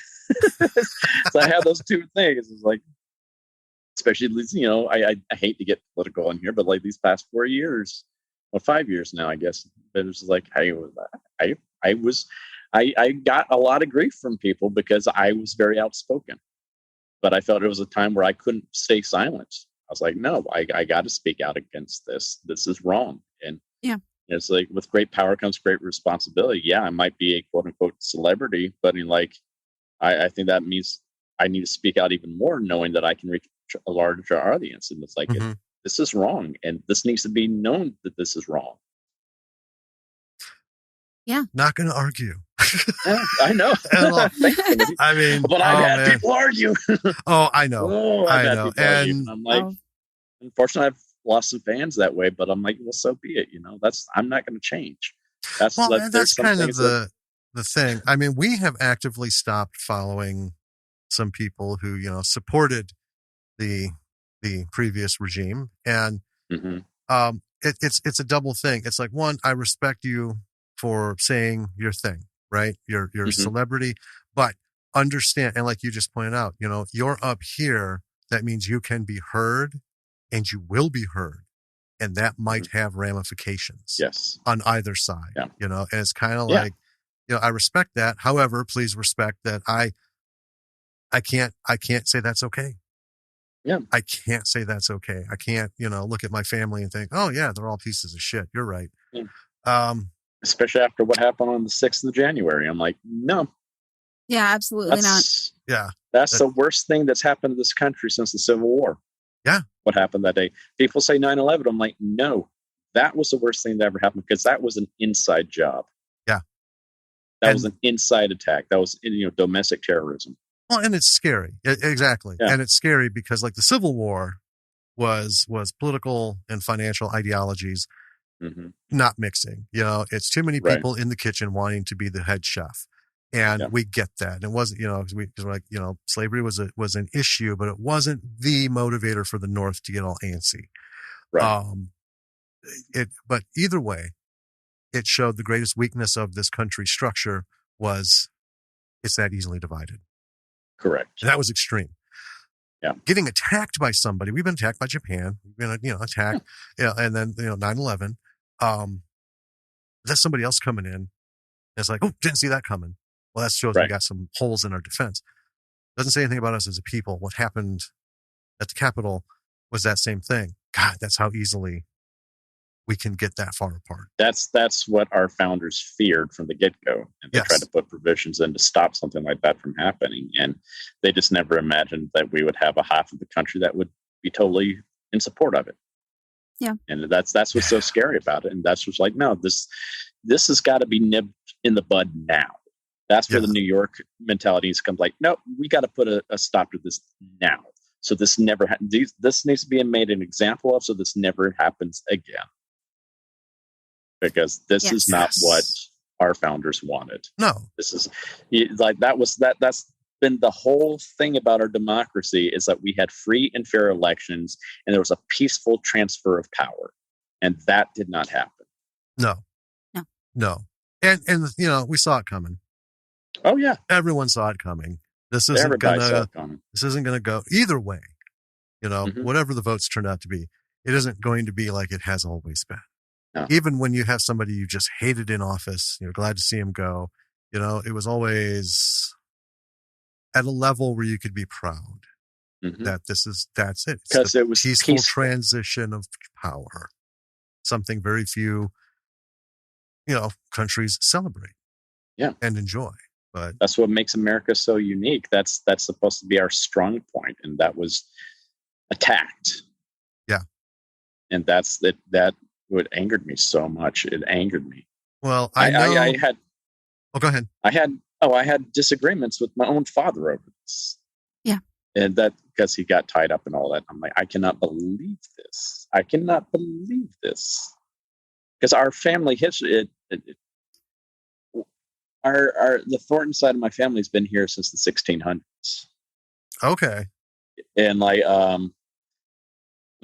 great something grandfather, Colonel John Thornton, married George Washington's niece, Jane. Wow. Her father was Augustine, or his older brother. And so it's like, like my family has been directly tied into the founding of this nation. So I take it very personally when stuff like that happens. Like, this is my family's legacy. It was under attack. And I just couldn't believe my dad was blaming this on the wrong things and wasn't, like, I was like, what? This is our family. This is what I can't believe you're okay with this. Right. You know what? And here's the thing we've talked about lot of the goings on recently. You can't, well, you can, but it's like you almost couldn't make a movie and have that happen and people will buy into it. Right. Right. So many weird things. And we've talked about that. Life can sometimes be like, you couldn't put that on film. Everyone knows it happened, but if you put it on film, it just seems too preposterous. Yeah, they could be like, "What the fuck?" When they talk, we would never allow fascism to come to America. Right. Like we fought the fascists. That's those Nazis, and we never allow that to happen here. I'm like, yes. and those only ever show up in like future dystopian things, where it's like we don't know exactly what went wrong, but let's just, for the sake of argument, say everything went to shit, and this is what happened. Well, and I mean, like the movie Idiocracy too. It's that's a great movie. Like, oh my gosh, this is actually happening. Yeah, sure is. It's like, I'm not taking that vaccine. It's just like, oh my God. It is wild. I mean, I think, Art the Clown being like a real thing that exists in the world is more believable. Yeah. Yeah, you would think, we have a deadly virus worldwide. It's been killing millions of people. And there are people saying, nah, I don't believe it. I'm not taking anything to say. I'm like, I'd rather have the virus than take that vaccine. I'm like, what the is wrong with you? Yeah. That's like, this is, I didn't even, like when all this happened last year and they're like, okay, we got to go into lockdown. Everybody wear masks. I didn't even think that was going to be a struggle. I thought that was when we were finally going to come together as a country and everybody's going to take care of each other. We got, because I think that's like the best form of patriotism is taking care of each other, regardless of political leanings, all that. This shouldn't have been a political issue at all. Right. No. But this should have been us coming together like we did after 9/11, coming together as a society to heal as a nation and protect each other. That's what this is. Wearing the mask, social distancing, getting the vaccine is protecting not just yourself, but every single person that you come in contact with. And it's like, to see that this is divisive, I'm like, what? It could have been out of solidarity, some fear, because it's a scary thing. But, I know our generation is the only one that's going to know what it's like to walk outside in America, to walk outside at any time, day or night, and not hear a single plane in the sky anywhere for days and days. And, everything was shut down, and it was this solidarity because it was fear. People understood we love baseball, but we can't go to baseball. I'm not a sports fan, so I didn't give a crap. But, the things that people but the arts love, were shut down. The arts were shut down, everything, because they're like, you know what? If we get more than 5 people in a room, someone might drop a fucking plane on it. Yeah. So let's not do that. And it happened just fine. Same as you. I thought, this is going to be no big deal. I had no idea. I had no idea. Well, I mean, over something so simple too. It's just a mask. It's a small little mask that you just wear, a piece of cloth you wear over your face just for upwards of 30 minutes, maybe when you're going into a store or something like that. This is like, come on. This is the smallest thing you can do. The big difference between that point in time and, early 2020 when this all, kind of started is that the governments in those eras were completely different. I think in 2020, no one in the government could agree on anything. And then people were like, okay, I guess it's fine for us, for us to. That's exactly it. You can say what you want about Bush. You can say what you want about any president before or after. Yeah. That situation. But they listened to the experts. Yeah. Yeah. They did their job. Yeah. Is really what they did, and credit to, GW. He stepped up and he got in front of the nation and said, I'm scared too. And I've got this. For you, I've got this. Yeah. What we had was, that's all bullshit. Yeah. Give me some water. Yeah. And then he gets it and then still doesn't, tell people when he gets the vaccine. I'm like, my God, it's like you almost died. You're still trying to play it off like it's nothing big. And then it's like, you have a moment here to really, he could have turned the election around for himself. Yeah. That's what happened with Bush with 9/11. Yeah. He was his popularity was nosediving before 9/11, but he brought everybody together. And I actually, when all this happened last year, I was like, oh, this is going to be his 9/11. He's going to be able to turn this around for himself. But he did the exact opposite. And yeah, like, 3 days in, nope. This is like Airplane. Only, I just Leslie Nielsen was way better at it. Yeah. That was intentional comedy. Oh, man. Well, it's just, I didn't get it. I just didn't get it. And I'm like, this is why we are where we are right now. And it's just, it's just so irresponsible. It's just, and it seems now finally that people are finally starting to get it. Like, because it's that base now is started to really get affected because they're the only ones getting it now because everybody else is vaccinated. They're like, oh, wow, this is actually real. Yeah. It's starting to sink in. I'm like, uh-huh. Well, how was that for Terrifier 2? It was hard. It was very hard for us because we were almost done filming. And we were upstate New York when all the lockdowns, they're like, okay, we're shutting the state down. So we're like, oh, we got to stop filming. So we came back. And I mean, we're out in the middle of nowhere, New York, in the middle of, like I said, Amish country. And come back to the city was the most disturbing thing. It's like I live on one of the busiest streets in Queens, and it was a ghost town. I've never seen that like here. It's like, whoa. I'm where all the bars and the clubs and everything are, and it's like dead silent.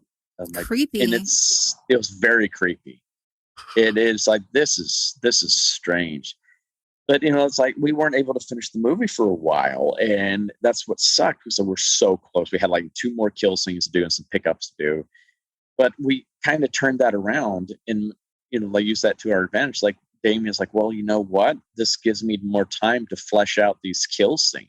Because, they're the kill that begins the movie and then the big set piece kill that happens halfway through that, we think is going to rival the hacksaw scene. And we're like... Okay, well, because we started actually filming that scene right before the pandemic, and we decided to scrap what we had originally filmed, which would have been satisfactory. It would have been great, what we originally planned, but we had time. Damien had time to make more prosthetics. Oh, yeah. I suppose. So this scene that was really going to take maybe a day or 2 to film ended up taking 5 days to film because there's just so much more we added to it. Okay. It's just insane. It's all the practical effects that we just added into this thing. We're like, well, we got the time. We don't have a studio over us saying you can't do this. Let's just swing for the fences and just throw everything we have into this. Let's just do it. Let's make this kill just crazy.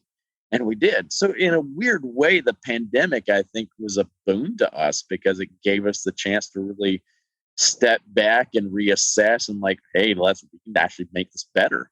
We have the time. Let's do it. That's cool. Yeah. Because I love that outlook on it too. Oh yeah. I mean, we've heard a lot where it's shut down and some have not started up. Some were eagerly awaiting and just picked up where they left off. And I like that. Yeah. We were very lucky. Use that time to grow. Yeah. And it's interesting because we're in this very nebulous period now. Like we're wondering, the school district's plan here is for everyone to go back to school with masks and, stuff, but it's going to be all in person. I don't know, last couple of days, I'm looking at the news and we're like, we might be having her at home again. Yeah. Because it's starting to go off. So, and I know people all creatives are just going apeshit because it's like, finally, we're free. Yes. And, now those clouds are forming again. And, I know everyone has to be thinking, oh, fuck, I hope like September 17th isn't the day they go, we're done. Back to the way it was, quarantine. It's going to be worse if that happens because there's going to be, I think there'll be riots.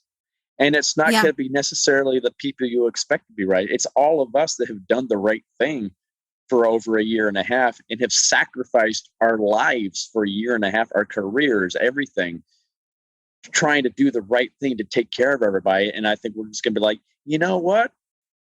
Fuck you. Fuck them.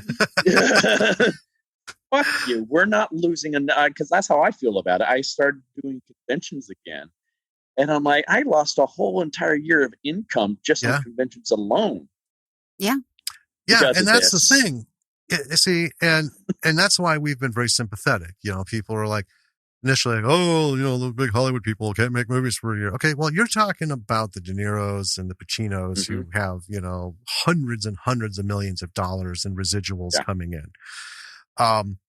We're talking about the crew members. And, we're talking about like the writers. Like there isn't a single fucking writer at any level in Hollywood who has got it made. You know, they can be unemployed in a fucking heartbeat. Doesn't matter how long you've been on that show, how many movie scripts you've written. You know, these and all our indie friends. And all the indie people and the crew people, you know, the union guys. Union can only work when there's something to be a union about. Exactly. Right. And, you know, that's why we've always, you know, we constantly push people like with Tubi, you know, Tubi has been a godsend. Yeah. And we talked to Hilton Ariel Ruiz. Too many names. Ruiz, who did Zombie with a Shotgun, told us that Tubi, because he's dealt with all this distribution stuff, and he said Tubi is like the most artist friendly streamer all around. So, you know, we're like, go see this, go see that, and if it's not free on Prime, just pay the $1.99. Shit, you know, help if you want to help people. These are people whose income is zero. There's no residuals. There's literally like a nickel for every rental, you know, on Amazon Prime that is flowing into a pocket. Well, that doesn't add up quick these days. You know, you guys live off of so much more than just the film, because the film usually doesn't pay shit in most indie. You know, everyone's. Oh gosh, no. I mean, no. Everyone's in it for the work, and then hopefully that work will get you conventions and things, and you know, where you get a cut of this and a cut of that, and you can do your thing, and that's what enables you to be the best creative you can. Exactly. And do more things. You know, and it's the creative. People forget also it's all of us creatives that kept people sane. For this past year. We have talked about that so many times. It's like, you know what? What did people do while they were shut in their homes? They were binging Netflix. And the problem is making all those movies. the problem is all of these people. Our audience. We see this. You're going to be heard by like 7 people. So we picked the smallest niche, you know, because it's for new creatives. So, you know, and we have some like general audience people who we know listen, but all of our rating is really just like yelling at the choir. You know, so they already know they're the ones who need the money. Why are we yelling at them to spend it? Give me money. But so given this period of renaissance that we have right now, what if you were to say something to somebody who's looking at any part of it, you know, like acting, producing, writing, you know, getting in on this or doing their own thing, based on your experience, what is one or some things that you would tell that person to take with them as they're walking into this world? Well, the first thing I would say is like it makes me.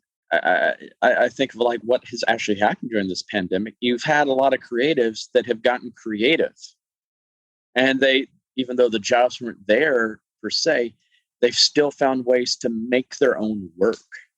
Yeah, I did a movie during the pandemic, during like the heart of the pandemic last year, called Dark Offerings. It's going to finally be released this year, and we filmed it exclusively over Zoom.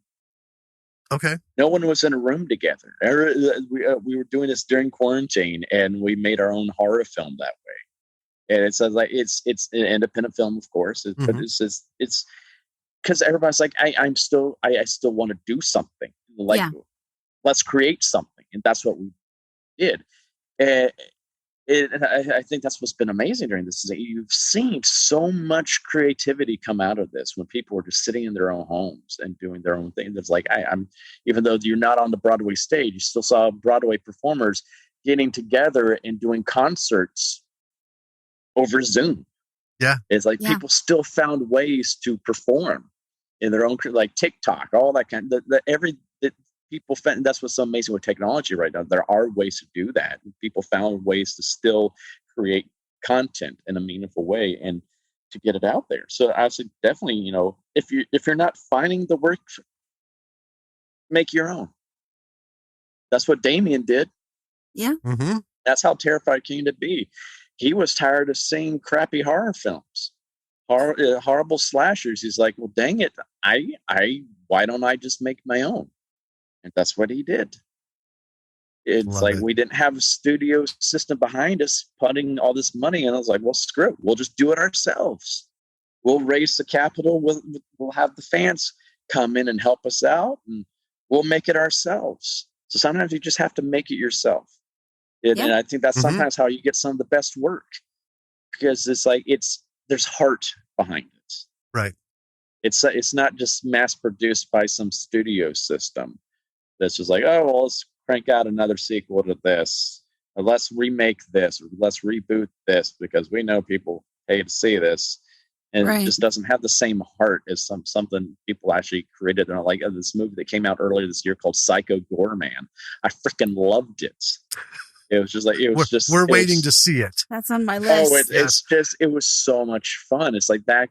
And I love seeing those kind of films because you could tell the heart was put into it. You could tell they were having fun making it. They weren't just doing it just to, you know, make money. They were doing it because they had a great idea and they wanted to do something with it. That's what I would say. It's like create your own content and persevere. That's the second thing I want to say. Just persevere.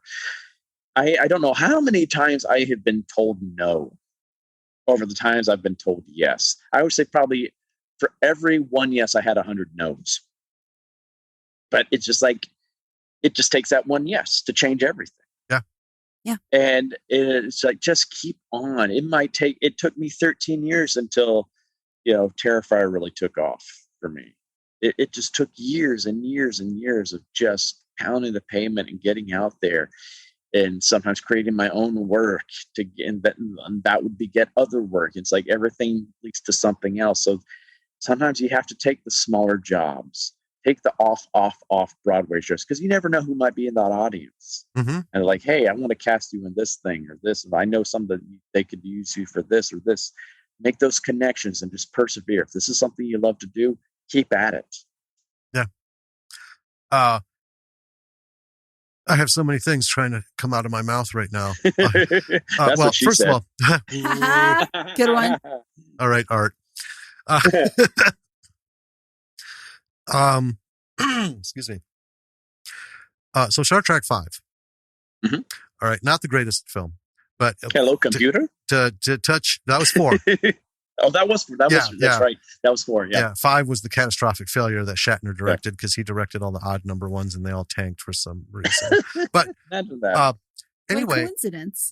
Even though it wasn't the greatest film, what you said about not knowing who's in the audience. So the actor who played Cybok, Larry Luckenbill, is a Canadian actor, First Peoples origins, and just really tearing it up there. Zero presence in Hollywood, not known by anybody. Shatner, being Canadian, was home visiting, went to a play, saw him play a moderately small part in the play, and then nabbed him to play Cybok in the movie. There you go. And just never know. And those are the things that we all live for. But we also remind people that if you're listening to this show and you're a creative, you're a mental defective like the rest of us. Because we've said this, listeners know what's coming. Listeners know there's something wrong with all of us. There's something wrong with all of us because we're endeavoring to get into a career as a full-time thing where there is not only no guaranteed paycheck, but often just no paycheck. And it's wrought with refusals, people telling you no and shitting on your work, cutting you down. It's rejection. It's despondent. It's something if you have any compassion in your heart, you wouldn't fucking wish on your worst enemy, yet we're all striving to live that life. Because that is what being a creative is. Mm-hmm. It's weird. Yeah. It all pays off when you get the job. It's just like, because you're able to finally get it out there to people. You're able to perform for people, or right, or your performance will be seen by people. Like what you created will be seen by other people. Yes. It's like, there we go. There's the payoff. Yeah. And I've always said, if you're in it for just the paycheck, you're in it for the wrong reason. That's what we've said. If you're in it for the fame, you're in it for the wrong reason. Yep. You know you're in this when you can't not do it. Yeah. Right. I've taken even after Terrifier came out, I've had jobs come up, and I'm like, yeah, sure, I'll do it. It just doesn't pay much, and my agent's like, God, you got to stop taking these things that pay next to nothing. I'm like, but this is one of my friends, and I want to help them out. It's like, and plus, it just sounds like fun. Yeah. Well, work is work. It's connecting strands of the web. Mm-hmm. You know, that big web that all of us together are creating. And, you know, it's that same thing. You don't know who's in the audience. You don't know where that strand, when it connects, what is it also connecting to? Exactly. You know, we started this podcast because it was something we just wanted to do. We wanted to talk about indie movies. We want to talk about indie movies. We started a small production company, and really it's just kind of like let's to attach all of our stuff to. And let's have something that's active. So let's make a podcast. And we're not making any money. No. So we're true creatives. Yeah. I hear you. But the number of people we've been able to talk to that, I mean, we live in Madison, Wisconsin. We have no connection to anything remotely mistaken for entertainment business. Right. But we get to talk to you. We've got to talk to, you know, David and Liam in Scotland. We've got to talk to, you know, Hilton and Kyle Hester. Ryan Kruger, Alex Cox. You know, we saw Wolf Cop, and then bam, Lowell Dean's on the show. You know, it's been thrilling. And we try to use that as an example to people. You know, we're not bragging. We're just saying, you just don't know. Yeah. But you'll never know if you don't keep doing that New Yorker thing, push through the bullshit. Yep. Your movie sucks. All right, well, fuck you. I'm still going to make it. You know, your last movie was shit. Yeah. Well, go eat your own. I'm making another one. Yep. Just cut through it. Keep pushing, you know, because I mean, for us, the reward, you know, finishing a script, laboring over a script is like, there's nothing. This is the best high ever. I'm like, I've had so many people just tell me, oh, you should write a script. I'm like, I can't. That's just not how my brain works. I'm always just amazed with people that can just create all of that. That like, it's like writers have always. I think writers are some of the most amazing people that they can create a whole entire universe, a whole entire world. And like write dialogue for different people and situation stories. I love that. We marvel at people like you who can take what words come out of our fingers and turn it into Art the fucking Clown. Yeah. You know, or like Damien who has the concept. Here's words and paper, and I've got people, you know, doing my thing, and we're sitting down going, Jesus Christ, this is way different than tab. Type, enter, tab, type, enter. This is, holy shit, he put this together with music and did all the editing.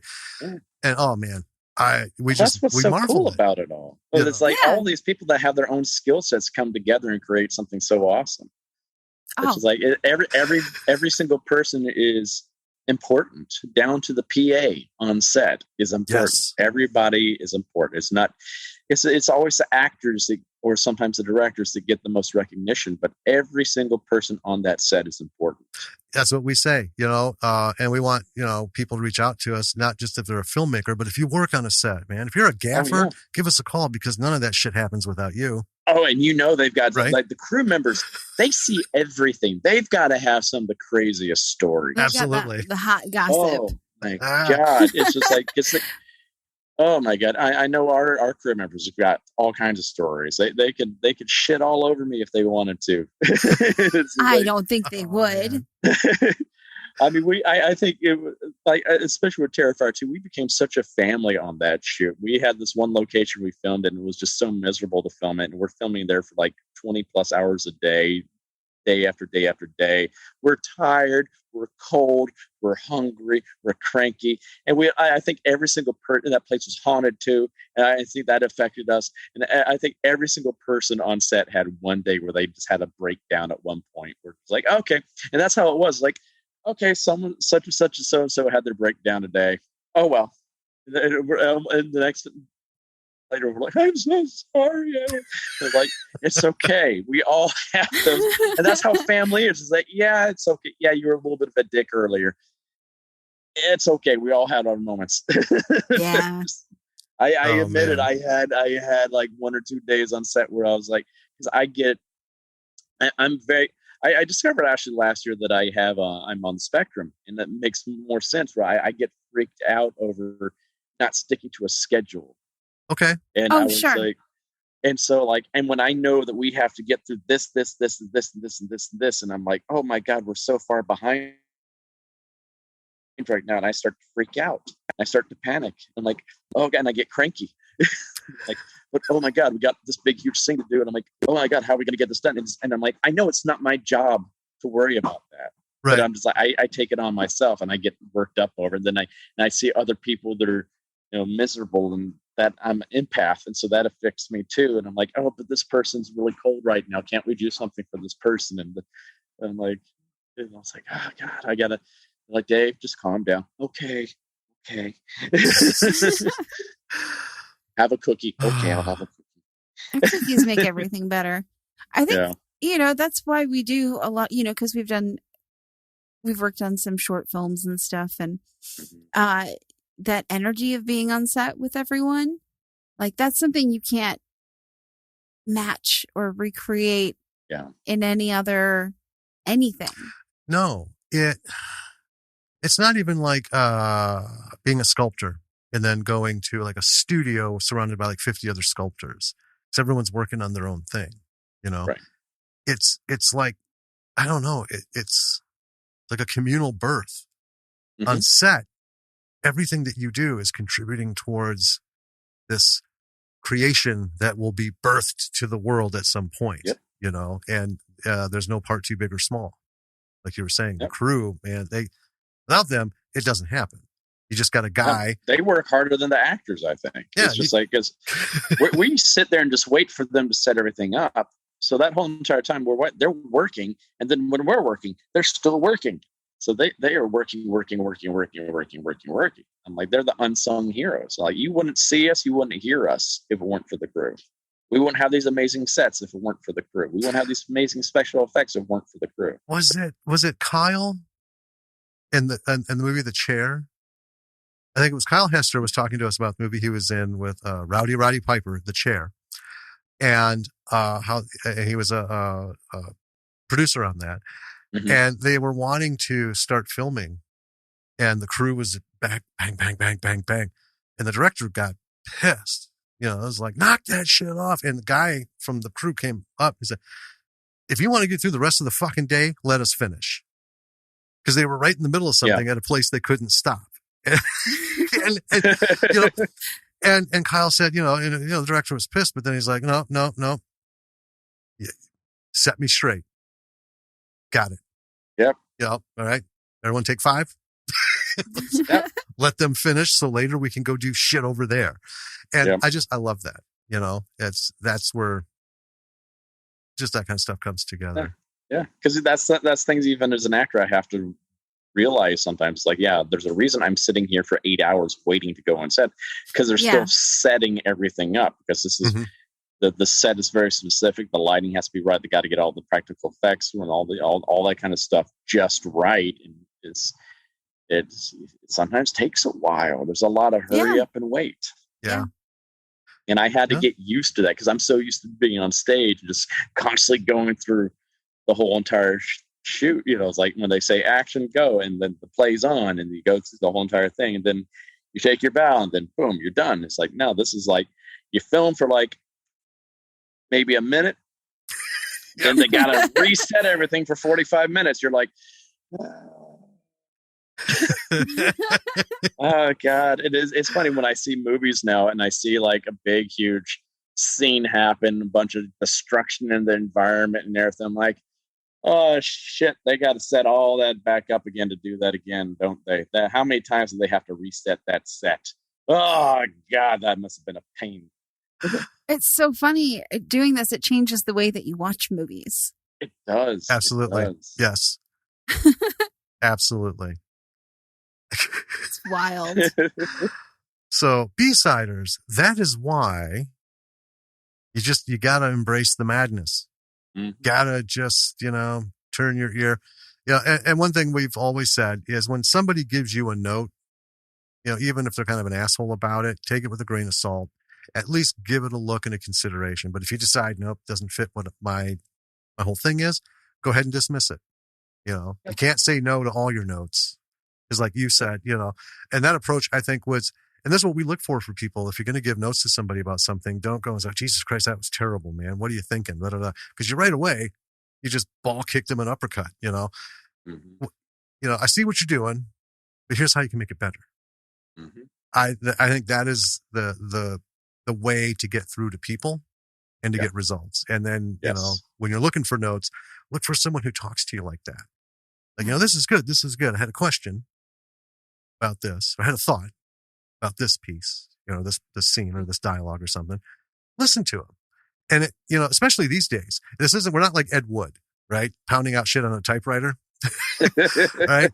Just highlight the fucking thing. Or if you, buy like Final Draft and stuff that, like we used, just do the fucking alt text, put it in, see how it rolls. Yeah. You either like it or you won't. Yeah. And you can change it back. It costs you nothing.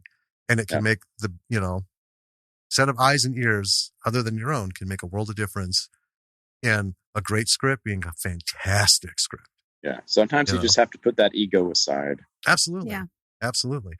And sometimes you have to just roll with the punches too, because sometimes stuff will happen and you have no control and you just have to adapt.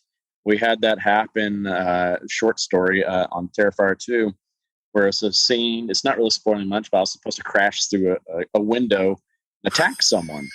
And they're putting the window in for me to crash through, and it breaks. And we don't have another window. We're like, oh, God, no.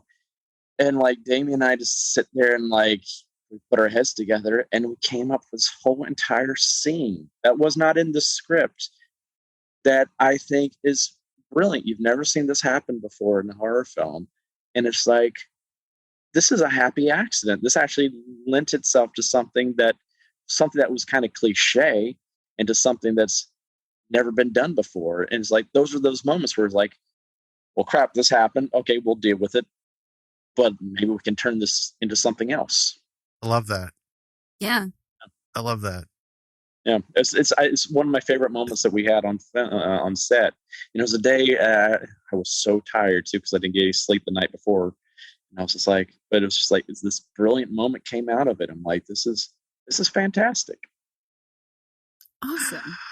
I can't wait for this movie. I can't wait either. It kills me that I can't tell you the moment because I can't wait till I can talk about it. It's like, yeah, this is what we did. So offline, you're going to have to help us get a hold of Damien because I want to have a little conversation with him. See, of course, if we can get him on the show, but I'm also interested in seeing a screener when it's ready. Oh, yeah. Because, we would be happy to do an episode because we've had on screeners, we don't do the full dissection. No. We don't give away the end. We don't spoil. And we also wait until it's either debuted at festivals, but before the big release, we throw something out. Because I'm just a baby. I can't wait. I can't wait either. I'm so freaking excited, and it's a beast of a film too. It's right now the rough cut of it is clocking at almost like 2.5 hours. Okay. Which is unheard of for a slasher film, but we're like, wow, this is long. And we're like, well, what can we cut? And we're like, really can't cut anything because everything impacts something else. Everything's connected. And it's just like, if we cut this and we have to cut this, we're going to have to cut this. And like, we can't do that. It's like, but we realize, when I sat there and thought, I was like, well, you know what? We're at a time where people are used to sitting through the Snyder cut. I was just going to say, as you say, it's 2.5 hours and it's unprecedented. Just remember, Zack Snyder's in his office fucking laughing at you. Yeah, exactly. Is that it? That it? Yeah. It's just like you had Midsummer, which is about that same length, if not longer. But it's like, we're not full of lulls in it. It is constant. It's like the anti Midsummer, where Midsummer was a long lull, and then you had something big happen. Another long lull, another big. This is the opposite. We have big, little bit of a lull, so the audience can catch its breath. Okay, another crazy scene, another little bit of a lull. Another crazy, it just boom, boom. It's a roller coaster. It just woof. I think the longest lull in the movie is like 7 minutes, and it's there for a reason, so they can really catch their breath, because right after that, it's just nonstop, just boom, boom, boom, boom, boom, boom, boom for the last third of the movie. And it's just like, oh my god. I mean, that's the thing. Sometimes you can watch a 2.5-hour movie and it doesn't feel like a long movie. Right. Or you can watch a 2.5-hour movie, make it 30 minutes in, and feel like, Jesus Christ. Yeah. Or you can even watch an hour and a half movie and go, oh my God, this is going to... I'm in purgatory. God damn. Oh, yeah. Man. It's an important thing is, regardless of the length, you're entertaining your audience and keeping them engaged. That's the important thing. That's it. And, and we tell people, make your stuff. Right? Just make it. And, not myself, I've spoken out about how long movies are getting, because 4 hours, to me, that's just bad writing. Come on. As a writer, and, I never went to college for it. I've just been doing this since I was like 6. Yeah. And, but you read things, you listen to people who have made it, and, novel writing, script writing, and everything. It's all about, economy of words. And, this is the scope. You can't tell your story in this scope, then you're fucking doing something wrong. And if you want to make it a little bit bigger, okay. But if you're needing this to get your point across, then you're either just talking a lot of bullshit, or you're way the hell off course, Right. And I've seen Justice League, not the long cut, but when the one that hit theaters, and I was like, I don't think anything could make this better, because it should be walked out back Old Yeller style and done. And then come to find out, they gave him money. He's going to make it 4 hours long. Like, he hates He-Man. He's the devil. He's like, I've got you hooked in. 4 hours. Oh my God. That's half a work day. I for the day job. A whole other episode of this, just talking about what's been going on with like DC films. Oh yeah. I know. Well, thank you so much for your time. You're welcome. Taken up so much of it. Oh, it's okay. I had fun chatting with you guys. Well, we've had a blast, and our all 7 of our listeners are gonna love this, because it's another icon. Lucky number 7. It's just all kinds of stuff that they can take forward. So, but even those 7 people, if it's just 7 people, that's 7 people that are being introduced to something new, maybe, or might inspire those 7 people to do something really cool, and that might lead to something else. You never know. And to be fair, it's a little more than that. We actually have people in different countries who tune in. Like one guy from the UK reached out to us just to let us know that he subscribed. That's wonderful. And he listens every week, and he has nothing to do with film or writing or anything. So I'm like, I'll take it. That's amazing. I'll take it. Fantastic. Buy a water bottle. Yeah. Or a shirt or whatever. Yeah. But anyway, David, where should people go to check out your stuff? Do you have a website, or do you have anything you want to plug? Yeah, I'm on Facebook and Instagram under David Howard Thornton, and I have a Cameo page as well. I did a lot of that, especially during the pandemic. Okay. Since I wasn't at a convention, so I can, wish happy birthday and all that kind of. I just recorded 2 of those today, and it's just a lot of fun. I try not to charge nearly as much as most people. I charge like $50. That's basically what I charge the convention for a combo. So it's like, I don't want people going broke just to get, a 3-minute message from me. I think that's absurd charge too much or something like that. It's just like, cool. Yeah. So that's what I have that going on. Also, I'm working on, Terrifier 2 is, of course, coming out. I'm working on this other film, Stream, right now with some of the Terrifier 2 team. Damien's doing the practical effects on it. So, the kills are going to be really cool. Awesome. Nice.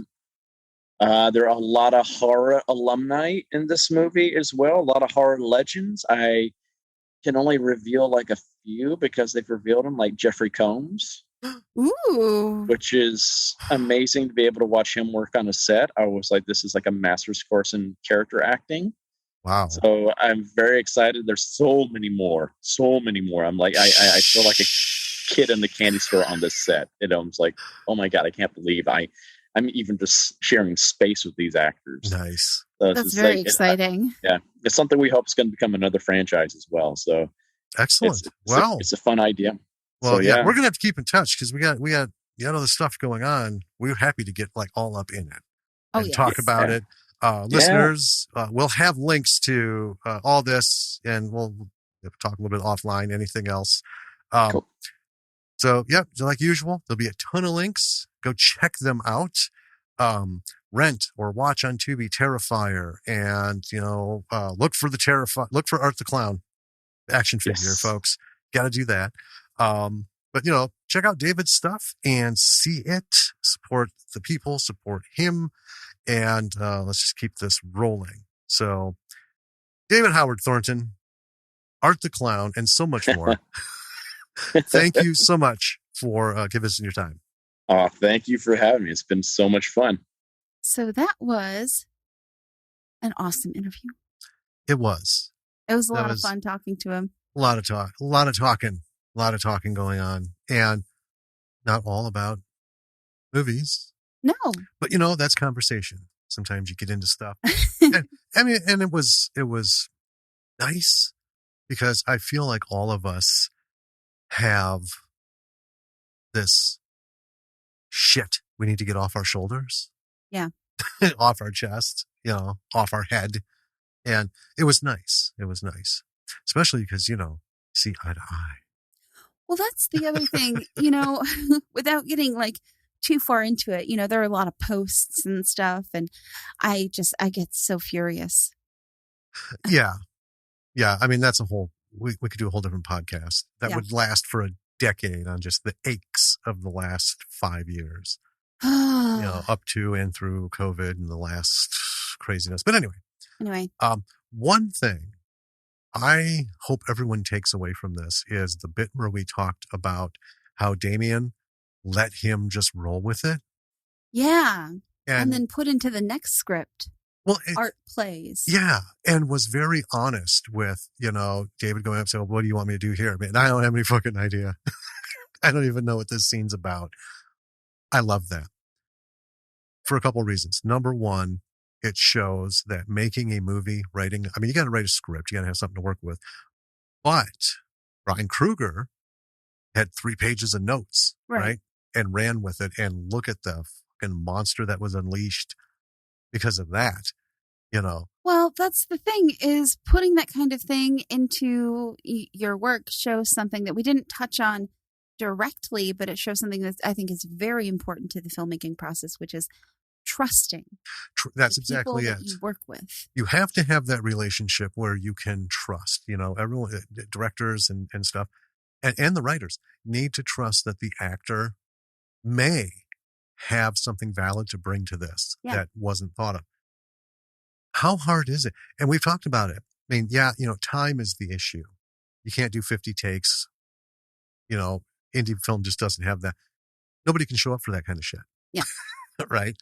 But you have a few moments. I mean, you can take an extra 5 minutes and just be like, all right, let's do your thing. Let's see.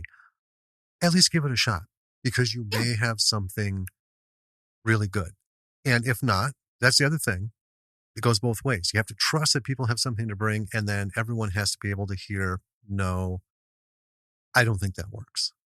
Well, I mean, it seems like I don't know. It seems like it's maybe not directly related to filmmaking, but it is. Mm-hmm. When you are building a team, when you are collaborating with people, building that relationship of trust is so, so important. Yes, very, very much so. Being open to creativity is hugely important in the success of anyone's career. Yeah. You know. Well, with that. Yes. Check out all of the links in our show notes. They will direct you to cool things. Yes. All of the stuff for David and whatever else we get in there. Yeah. Check it all out. Look for David on Instagram. Look for Damien on Twitter. Mm-hmm. He's got a few, and Instagram. He's got a few things popping up from Terrifier 2. Sure. And they're in that post-production process now, so it's going to be a little while. Yeah. It's hard stuff. Keep on it. Yeah, just get your feels all up on it. Yeah. And also check out our website. www.lordsofmisrulproductions.com. You can find everything there. We don't need to go through the whole list, but, It's all there. And, we do say there's email links there. Reach out to us if you want. When you're checking us out on social media, look at people that we're following and are following us. We keep saying this. Check them out because that's how you grow your tree. Find the people that we're following. Check them out. Check out some of the people that they're following. You never know. Might even come full circle. There you go. Yeah. All right. Well, folks, until next week. Keep creating. Keep collaborating. Yeah. And be cool. Yeah. Just generally be cool. Yeah. Be cool. Be a cool person. Yeah. All right. This is Danny. And this is Jim. Bye. Bye.